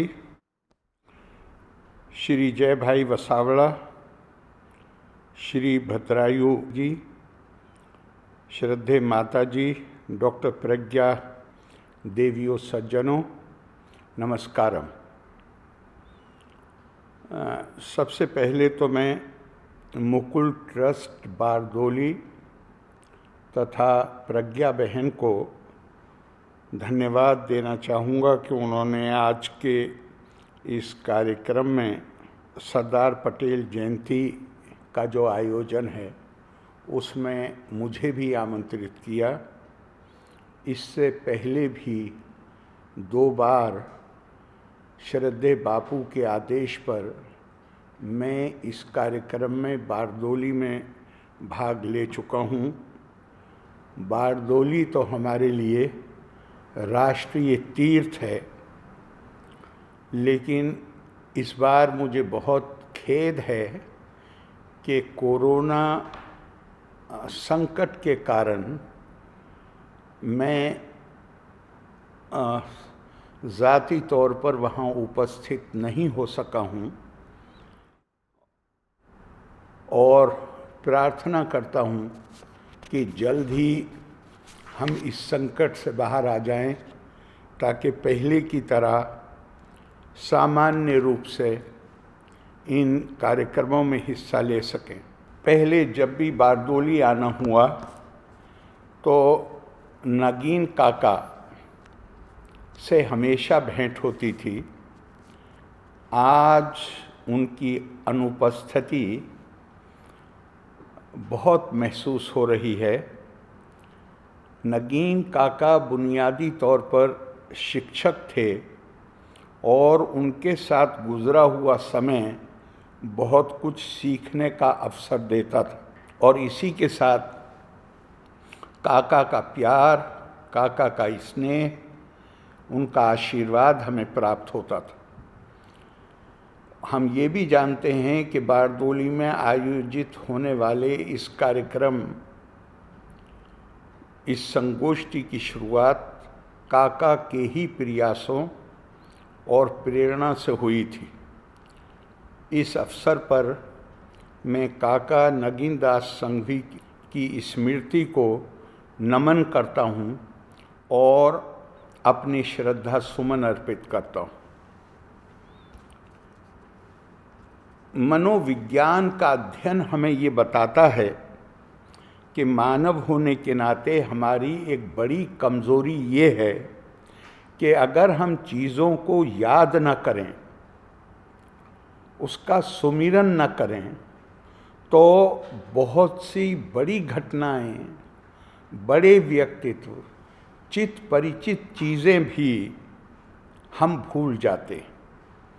इसीलिए हमें इस बात की ज़रूरत होती है कि हम श्रद्धेय मुरारी बापू जैसे संतों के चरणों में बैठें ताकि वे हमारी उस आध्यात्मिक विरासत की यादें ताज़ा कराते रहें जो हमारी राष्ट्रीय पहचान है, जो भारतीय संस्कृति की आत्मा है और जिसने हमारी संस्कृति को जीवंत तथा सनातन बनाया। इसी तरह किसी भी देश में कुछ ऐसे महापुरुष जन्म लेते हैं जो अपनी संस्कृति, अपनी परंपराओं, राष्ट्र के जो बुनियादी मूल्य हैं, जो सिद्धांत हैं, उनकी प्रतिमूर्ति बन जाते हैं और वो उनको याद करना, उनके जीवन को याद करना, उनके कार्यों को याद करना, न केवल उनको याद करना होता है, बल्कि वो हमें हमारी विरासत, हमारी पहचान की भी याद ताज़ा करा देते हैं। और ये व्यक्तित्व राष्ट्रीय विरासत की सनद होते हैं। साधारण व्यक्ति के लिए पथ प्रदर्शक और प्रेरणा का स्रोत होते हैं। हम भारतीय खुशकिस्मत हैं कि सरदार पटेल के रूप में हमें ऐसा प्रेरणादायक व्यक्तित्व मिला। वे महात्मा गांधी के अंतरंग विश्वास पात्र और हमारे राष्ट्रीय आंदोलन के अग्रिम पंक्ति के नेता थे।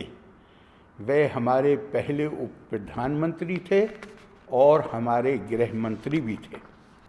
हम सरदार पटेल को याद करते हैं तो हमारे दिमाग में उस भारत की तस्वीर भी बनती है जो सैकड़ों राजनीतिक दृष्टिकोण से सैकड़ों इकाइयों में बटा हुआ था। 560 से ज़्यादा राजे रजवाड़े भारत में थे और बहुत से कारणों के साथ ये भी एक कारण माना जा सकता है जो हमें अंदर से कमज़ोर करता था। हम अपने इतिहास, हमारे भारत की परंपराओं में परशुराम जी का जिक्र मिलता है। राजतंत्र में पैदा होने वाली बुराइयों को जब उनका बोझ ज़्यादा बढ़ गया तो परशुराम जी का वर्णन इस संदर्भ में आता है कि उन्होंने उन राजाओं के आतंक और उनकी ज़्यादती से जो समाज दूषित हो गया था उसको ख़त्म करने के लिए उन्होंने राजाओं को मारकर समाप्त किया, उनके अन्याय और आतंक को समाप्त किया। अगर उस परिप्रेक्ष्य में देखें हम तो सरदार पटेल ने भारत की एकता को सुदृढ़ करने के लिए उन छोटी छोटी इकाइयों को ख़त्म किया, लेकिन उन्होंने राजाओं को मारा नहीं, राजतंत्र को समाप्त किया। उन्होंने राजाओं को ये समझाने में अपनी दलील की ताकत से, उन्होंने ताकत की दलील नहीं दी, शक्ति का इस्तेमाल नहीं किया, बल्कि अपनी बात में ये शक्ति पैदा की कि वो राजाओं को ये समझा सकें कि अब राजतंत्र का ज़माना चला गया है और अब पूरी दुनिया लोकतंत्र की तरफ बढ़ रही है और भारत ने, पश्चिम के बाहर अगर हम देखें तो इसकी अगुवाई भारत ने की। ज़रा गौर कीजिए, छोटी मोटी चीज़ छोड़ने के लिए भी ख़ास तौर से सत्ता का मामला अगर हो तो कोई तैयार नहीं होता, लेकिन सरदार पटेल की क्षमता का ज़रा सा एहसास कीजिए कि उन्होंने 560 से ज़्यादा राजाओं को इस बात के लिए तैयार कर लिया कि वो अपनी इच्छा से अपना जो उनका नियंत्रण है अपने राज्य पे उसको ख़त्म कर दें और अपने राज्य को भारत गणतंत्र का हिस्सा बना दें। ये निश्चित तौर पे तभी हो सकता था जब उनके दिमाग में राष्ट्र प्रेम, देश प्रेम की भावना को प्रबल किया जाए।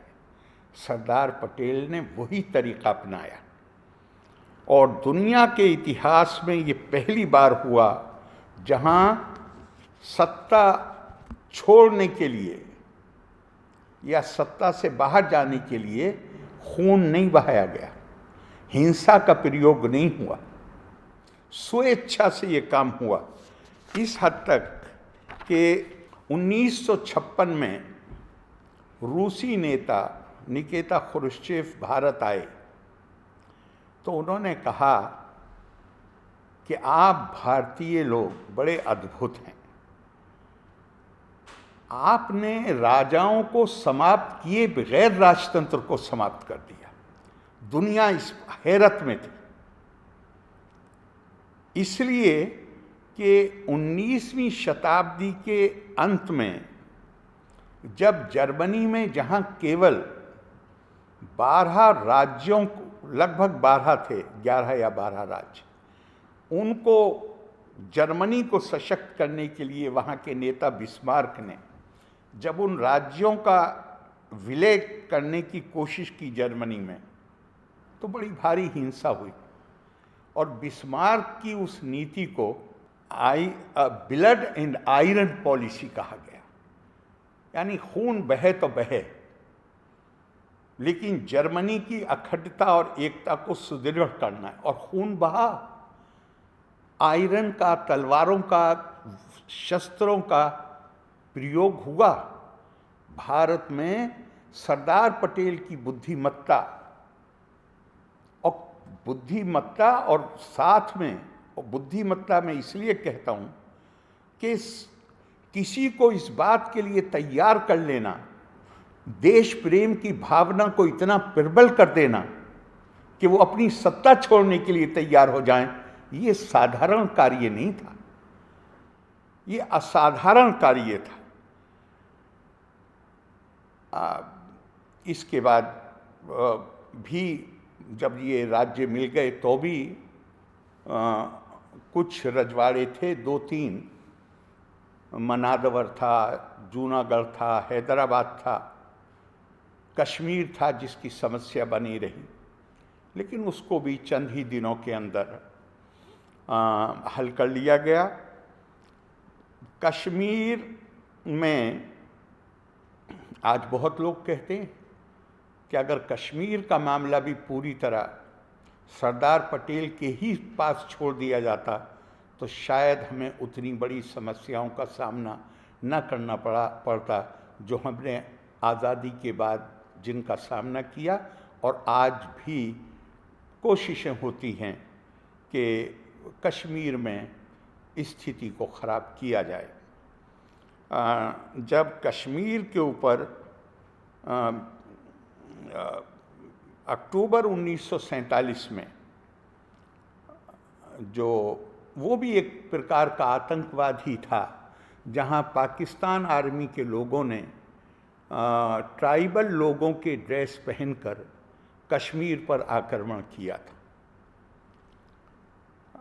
और ये लोग लगभग श्रीनगर के से थोड़ी दूर तक पहुंच गए थे और कश्मीर के 2 सैनिक अधिकारी लेफ्टिनेंट कर्नल रंजीत राय और सोमनाथ शर्मा मार दिए गए थे। अगले दिन सरदार पटेल हमारे रक्षा मंत्री तत्कालीन श्री बलदेव सिंह जी के साथ श्रीनगर पहुँचे, स्थिति का जायज़ा लिया और वापस आने के बाद तुरंत सारी फ्लाइट्स, जितने भी हवाई जहाज़ दिल्ली से या कहीं से भी देश के किसी हिस्से में जा रहे थे, सब सारी फ्लाइट्स को डाइवर्ट कर दिया गया श्रीनगर के लिए, ताकि हमारी तब तक महाराजा जो एक्सेशन था उस पर दस्तखत कर चुके थे कश्मीर की सुरक्षा करना हमारा संवैधानिक दायित्व बन गया था। कश्मीर भारत का अंग बन गया था। तो ये सारी फ्लाइट सरदार पटेल ने एक दिन के अंदर लौट के आने के फौरन बाद सब डाइवर्ट कर दी और फौज आसानी से श्रीनगर पहुंच गई और 5 नवंबर को बहुत ही निर्णायक तरीके से इन घुसपैठियों को घेर लिया गया और वो खतरा जो हमारे सर पे मंडला रहा था वो ख़त्म हो गया। हम सब जानते हैं भारत का विभाजन हुआ, जो हिस्सा अलग हुआ उन्होंने अपने आप को धार्मिक राज्य घोषित किया, लेकिन हमने अपने राष्ट्रीय आंदोलन में भी बार बार कहा था कि राष्ट्र धार्मिक आस्था से नहीं बनता है।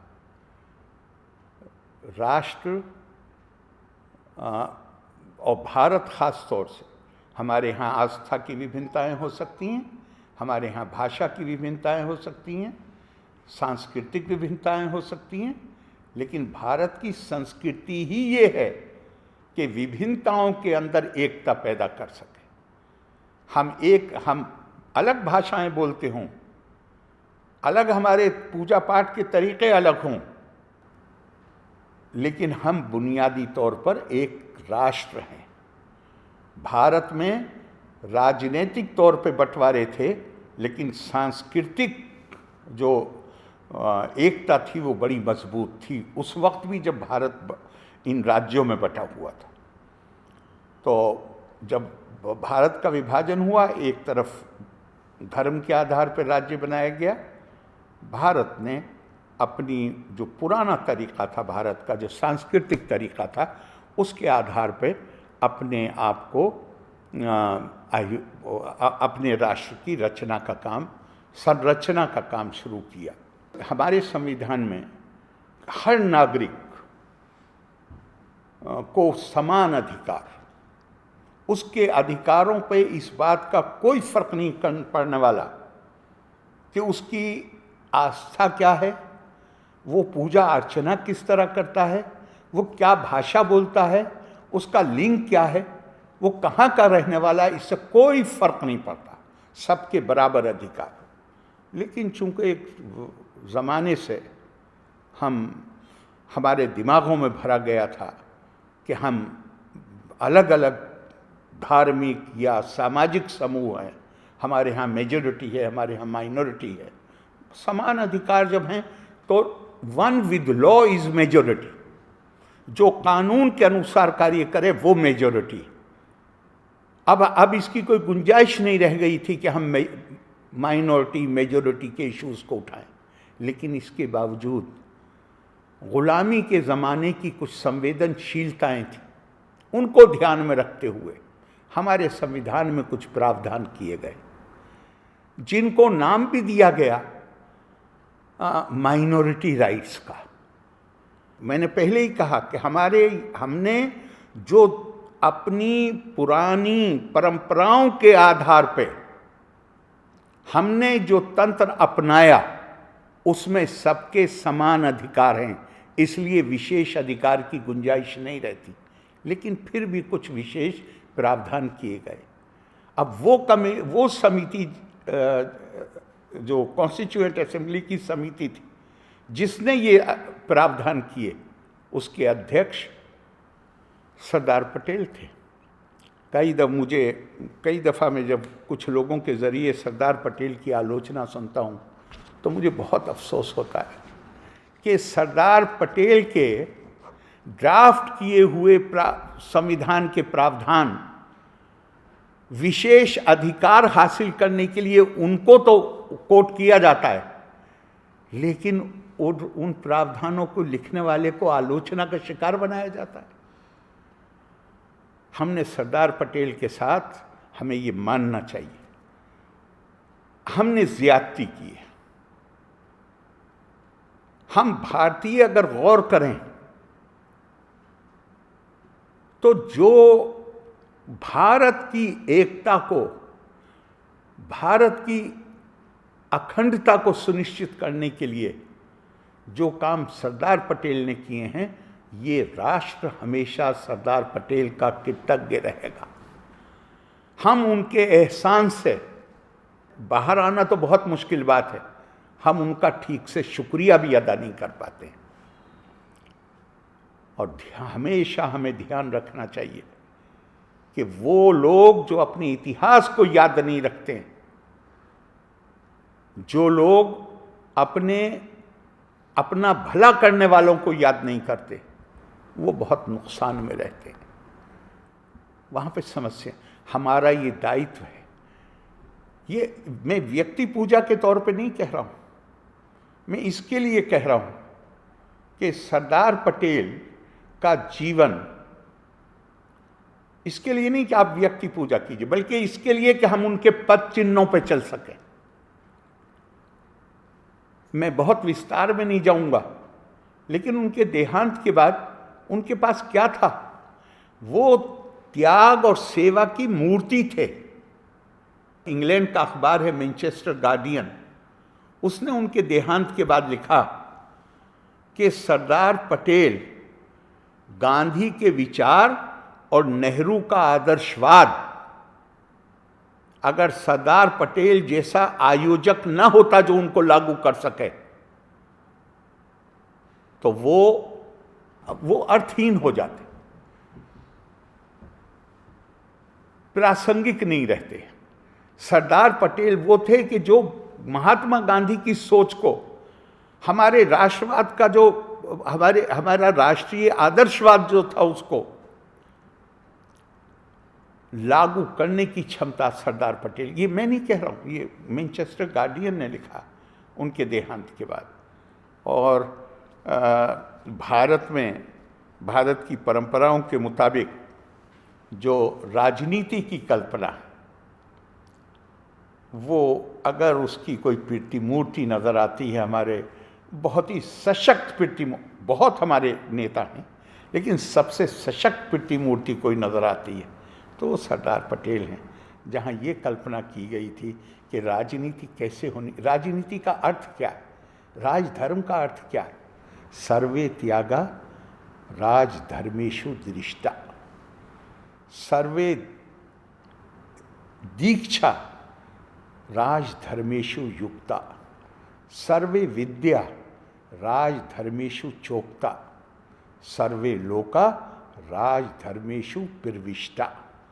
सारा त्याग, सारे अच्छे संस्कार, सारा ज्ञान और विद्या, और तमाम लोग, किसी के बीच में भी भेदभाव किए बगैर सबका दर्द महसूस करना, पीड़ा महसूस करना, जो महात्मा गांधी का प्रिय भजन था, वैष्णव जन तो तेने कहिए जो पीर पराई जाने रे। सरदार पटेल हमारे इन महान राष्ट्रीय आदर्शों, हमारी परंपराओं, हमारी विरासत, सांस्कृतिक विरासत की प्रतिमूर्ति थी। ऐसे सरदार पटेल को की स्मृति में मैं अपनी श्रद्धा सुमन अर्पित करता हूँ। लोका समस्ता सुखिनो भवन्तु। जय हिंद। જેમણે વિનમ્રતાથી પોતાની જાતને સદા એક લોક શિક્ષક તરીકે જ ઓળખાવી છે, એવા ગરવા ગુરુ એટલે આદરણીય શ્રી મોરારી બાપુ, જગતગુરુ આદિ શંકરાચાર્ય ગુરુહુ અષ્ટકમમાં ગુરુનું વર્ણન કરતા એવું કહે છે કે ષડંગાદિ વેદો મુખે શાસ્ત્ર વિદ્યા કવિત્વમ ચ ગદ્યમ ચ પદ્યમ કરોતિ. પોતાની વાણીની સરવાણીથી સદા સર્વના હૈયાને ભીંજવતા એ મોરારી બાપુ. આગળના વચનો પણ સાંભળીએ કે સ્વભક્તેષુ માન્ય સ્વદેશેષુ ધન્ય સદાચાર વૃત્તેષુ મત્તો ન ચાન્ય. જેમની માત્ર વૃત્તિ નહીં, પ્રવૃત્તિમાં પણ સદાચાર છે. લોકપ્રિયતાની ચરમ સીમાએ હોવા છતાં જે સ્વભાવથી, જે પ્રકૃતિથી હંમેશા તળમાં રહ્યા છે, તળેટીમાં રહ્યા છે, એવા શ્રી મોરારી બાપુ આજે આપણને આશીર્વચન આપે તો એ આપણા અહોભાગ્ય જ છે. સૌ પ્રથમ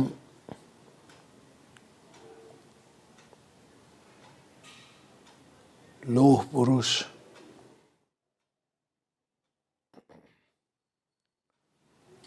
સરદાર વલ્લભભાઈ પટેલની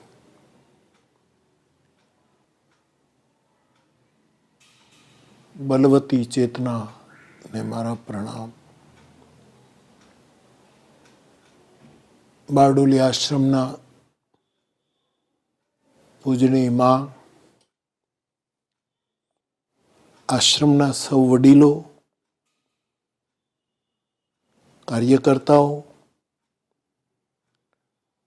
આશ્રમમાં અભ્યાસ કરતી દીકરીઓ અને ડૉક્ટર પ્રજ્ઞાબેન, આપ સૌને મારા પ્રણામ. જય સિયારામ. પ્રતિવર્ષ સરદાર પટેલ સાહેબની સ્મૃતિમાં આપણા બારડોલી આશ્રમમાં એક સાત્વિક કાર્યક્રમ યોજાતો રહ્યો અને એમાં સૌ આદરણીય મહાનુભાવોની સાથે હું પણ સાક્ષી બનતો રહ્યો. કોરોનાના આ કપરા કાળને લીધે આ વખતે એ રીતનો કાર્યક્રમ યોજવો એ યોગ્ય ન લાગતા આશ્રમે માએ બહુ જ સ્તુત્ય નિર્ણય કર્યો કે આ રીતે કાર્યક્રમનું આયોજન કરવું. પ્રતિવર્ષ હું ન ભૂલતો હું તો 1-2 વાર ગુણવંતભાઈ પણ આવ્યા છે. કેરળના હવે ગવર્નર સાહેબ આપણા રિફકાન સાહેબ પણ હાજર રહ્યા છે. જયભાઈ તો હોય જ. અને સૌથી સ્મરણમાં રહે એવી એક વ્યક્તિ જે આપણા વચ્ચે નથી અત્યારે, એ આદરણીય નગીનદાસ બાપા. એ હોય જ. એમને સાંભળવા, એમના વિચારો ઝીલવા માટે આપણે સૌ આતુર હોઈએ.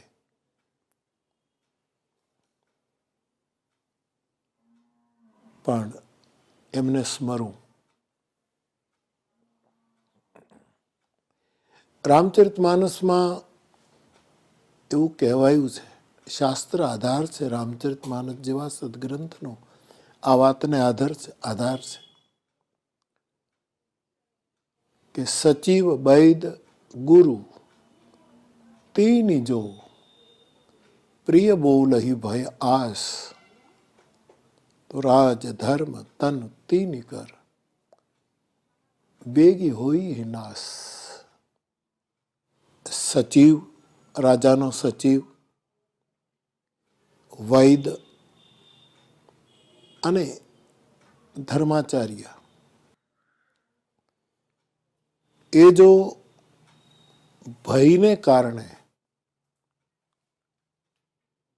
સત્ય ન કહે ને પ્રિય સત્યનો જ ઉપયોગ, પ્રિય સત્ય સારી વસ્તુ છે, પણ સામાના સારું લગાડવા માટે પ્રિય પ્રિય જ બોલે, સત્યનો જરા પણ અંદર અંશ ન હોય, તો એવા સચિવને લીધે રાજ્યનો નાશ થાય, રાજ્યને ભોગવવું પડે. એવા ધર્મપાલને લીધે સનાતન સભ્યતા, સનાતન સંસ્કૃતિ, જેનો કોઈ ઇનકાર ન કરી શકે એવા શાશ્વત મૂલ્યો, એનો ઉપાસક પણ સમાજને ખાલી ખુશામદ જ કરે તો ધર્મને ગ્લાનિ થાય. એવી જ રીતે વૈદ દર્દીના વખાણ જ કરે અને એના દોષોનું દર્શન ન કરે, ન કરાવે, તો દર્દીના શરીરને સહન કરવું પડે. મને લાગે છે કે આપણા લોહ પુરુષમાં બધી જ વસ્તુ હતી. એમણે કોઈ દિવસ રાષ્ટ્ર પુરુષની રૂએ બીજાને સારું લગાડવા માટે કોઈ દિવસ એમણે શબ્દો વેડફ્યા નથી. ભયમુક્ત રહીને એમણે પોતાની જાતને અભિવ્યક્ત કરી છે. રાષ્ટ્રના અમુક પ્રશ્નોને લીધે રાષ્ટ્ર જ્યારે દુર્બળ બને, અસ્વસ્થ બને સમસ્યાઓને કારણે, ત્યારે પટેલ સાહેબે એક દૈવી વૈદના રૂપમાં ખાલી વખાણ જ ન કર્યા, નિંદા ન કરી, પણ નિદાન જરૂર કર્યું. તો સચિવ, વૈદ અને ગુરુ, ધર્મના માર્ગદર્શકો, ધર્માચાર્યો, ધર્મપાલ, તો રાજ્યને નુકસાન થાય, ધર્મને નુકસાન થાય અને દર્દીના શરીરને નુકસાન થાય. સરદાર પટેલ સાહેબે ત્રણેય દાયિત્વને બહુ જ સ્વાભાવિક રીતે નિભાવ્યા. આપણા રાષ્ટ્રની એકતાની વાત હોય, સરહદના પ્રશ્નો હોય, નાના મોટા રજવાડાઓના પ્રશ્નો હોય,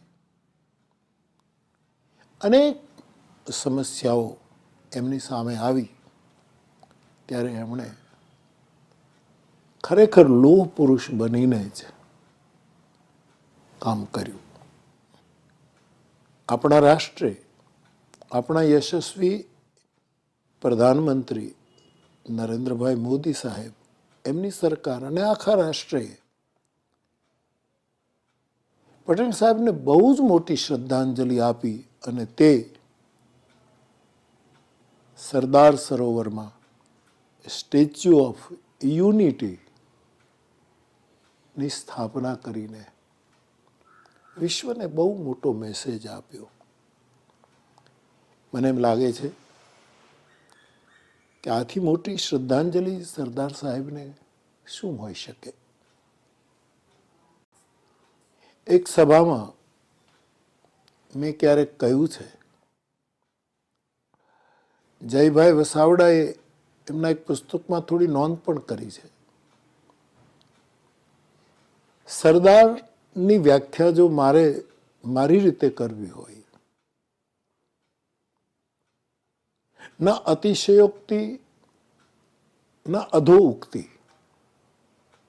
કેવલ મૂલ્યાંકન, મારી તલગાજરડી આંખ કરવું હોય તો હું એમ કહું કે સરદાર એનું અર્થઘટન મારું હંમેશા આવું રહ્યું. સ એટલે સમજણપૂર્વકની સહનશીલતા અને સમર્પણ. સહન કરે મૂઢની જેમ નહીં, સમજદારીપૂર્વક. અને આ માણસે બહુ સહન કર્યું. અને સમર્પણ. એક નાની એવી ચબરખી વિશ્વવંદે ગાંધી બાપુ કોંગ્રેસ કારોબારીની કમિટીમાં કે જે એની સભા મળી હોય એમાં દેશના પ્રથમ પ્રધાનમંત્રી નક્કી કરવાનો નિર્ણય હતો. ત્યારે આપણે બધા જ જાણીએ છીએ કે સૌથી લાયક સરદાર રહ્યા, પરંતુ બાપુની એક નાનકડી ચિઠ્ઠી એને એ વખતે અપાય અને સમજણપૂર્વક આ મહાપુરુષે સમર્પણ કર્યું. ધન્ય છે એમની ગાંધી નિષ્ઠાને. તો સનો અર્થ હું એમ કરું કે સમજદારીપૂર્વક ની સહનશીલતા અને સમર્પણ. રનો અર્થ હું એમ કરું કે સરદાર પટેલ જ્યાં સુધી રહ્યા એમણે રાષ્ટ્રનું રક્ષણ કર્યું. એ રક્ષક બનીને રહ્યા કાયમ. રનો અર્થ હું રક્ષક કરી. એણે રાષ્ટ્રની બહુ રક્ષા કરી. સરદારનું રખેવાળું ન હોત તો કદાચ આપણું રાષ્ટ્ર આટલું સુરક્ષિત પણ ન હોત. બહુ સાચવ્યું રાષ્ટ્રને. કેટલા વિભાગોમાં આપણે વહેંચાઈ ગયા હોત. સરદાર સાહેબનું એ રક્ષકપણું, એ વાલીપણું આજે આપણને યાદ આવે. દાનો અર્થ હું એમ કરું કે દાવપેચ વગરનું દાયિત્વ નિભાવવું. રાજનીતિમાં દાવપેચ હોય, સામ દામ દંડ ભેદ, એ રાજનીતિના સ્તંભો ગણાય છે. પરંતુ રાષ્ટ્રના હિતમાં નિર્ભય બનીને એમણે દાયિત્વ પૂરું પાડ્યું. એના આપણે સાક્ષી છીએ. અને પટેલ સાહેબની રમૂજ વૃત્તિ, વિનોદી વૃત્તિ, ગજબની વિનોદી વૃત્તિ, એ બધું વિગતે કહેવાનો અત્યારે સમય પણ નથી. પરંતુ આપણે બધા જ જાણીએ છીએ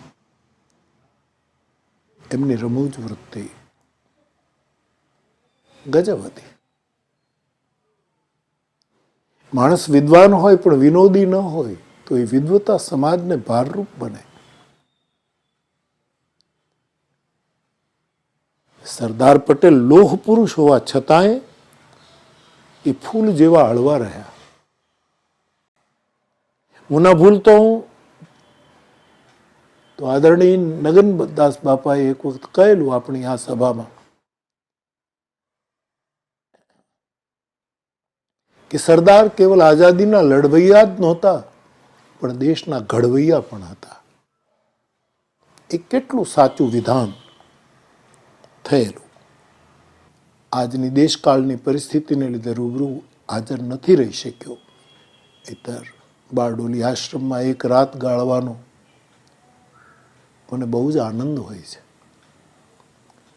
પણ મારા શબ્દો દ્વારા પટેલ સાહેબના ચરણોમાં હું આ શબ્દ પુષ્પો અર્પણ કરું છું. આપ સૌને મારા પ્રણામ. જય સિયારામ.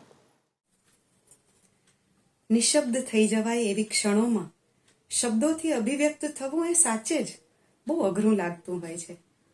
અને એટલા જ માટે આજનો અહોભાવ વ્યક્ત કરું છું.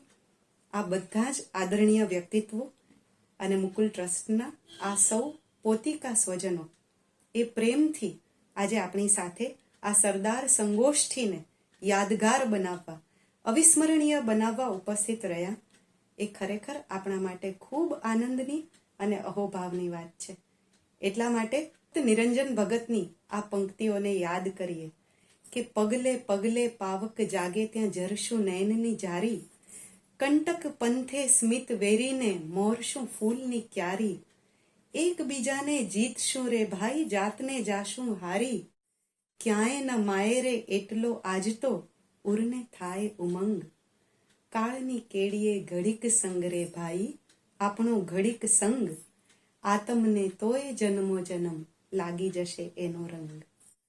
આ તમને જન્મો જન્મ જેનો રંગ લાગી જાય એવા સ્મૃતિ પર્વે આપણો આ ઘડીક સંગ આપણને સૌને સદા યાદ રહેશે એવી આશા, એવી શ્રદ્ધા સાથે ફરી મળવાની તૈયારી સાથે, ઉમળકા સાથે. નમસ્કાર.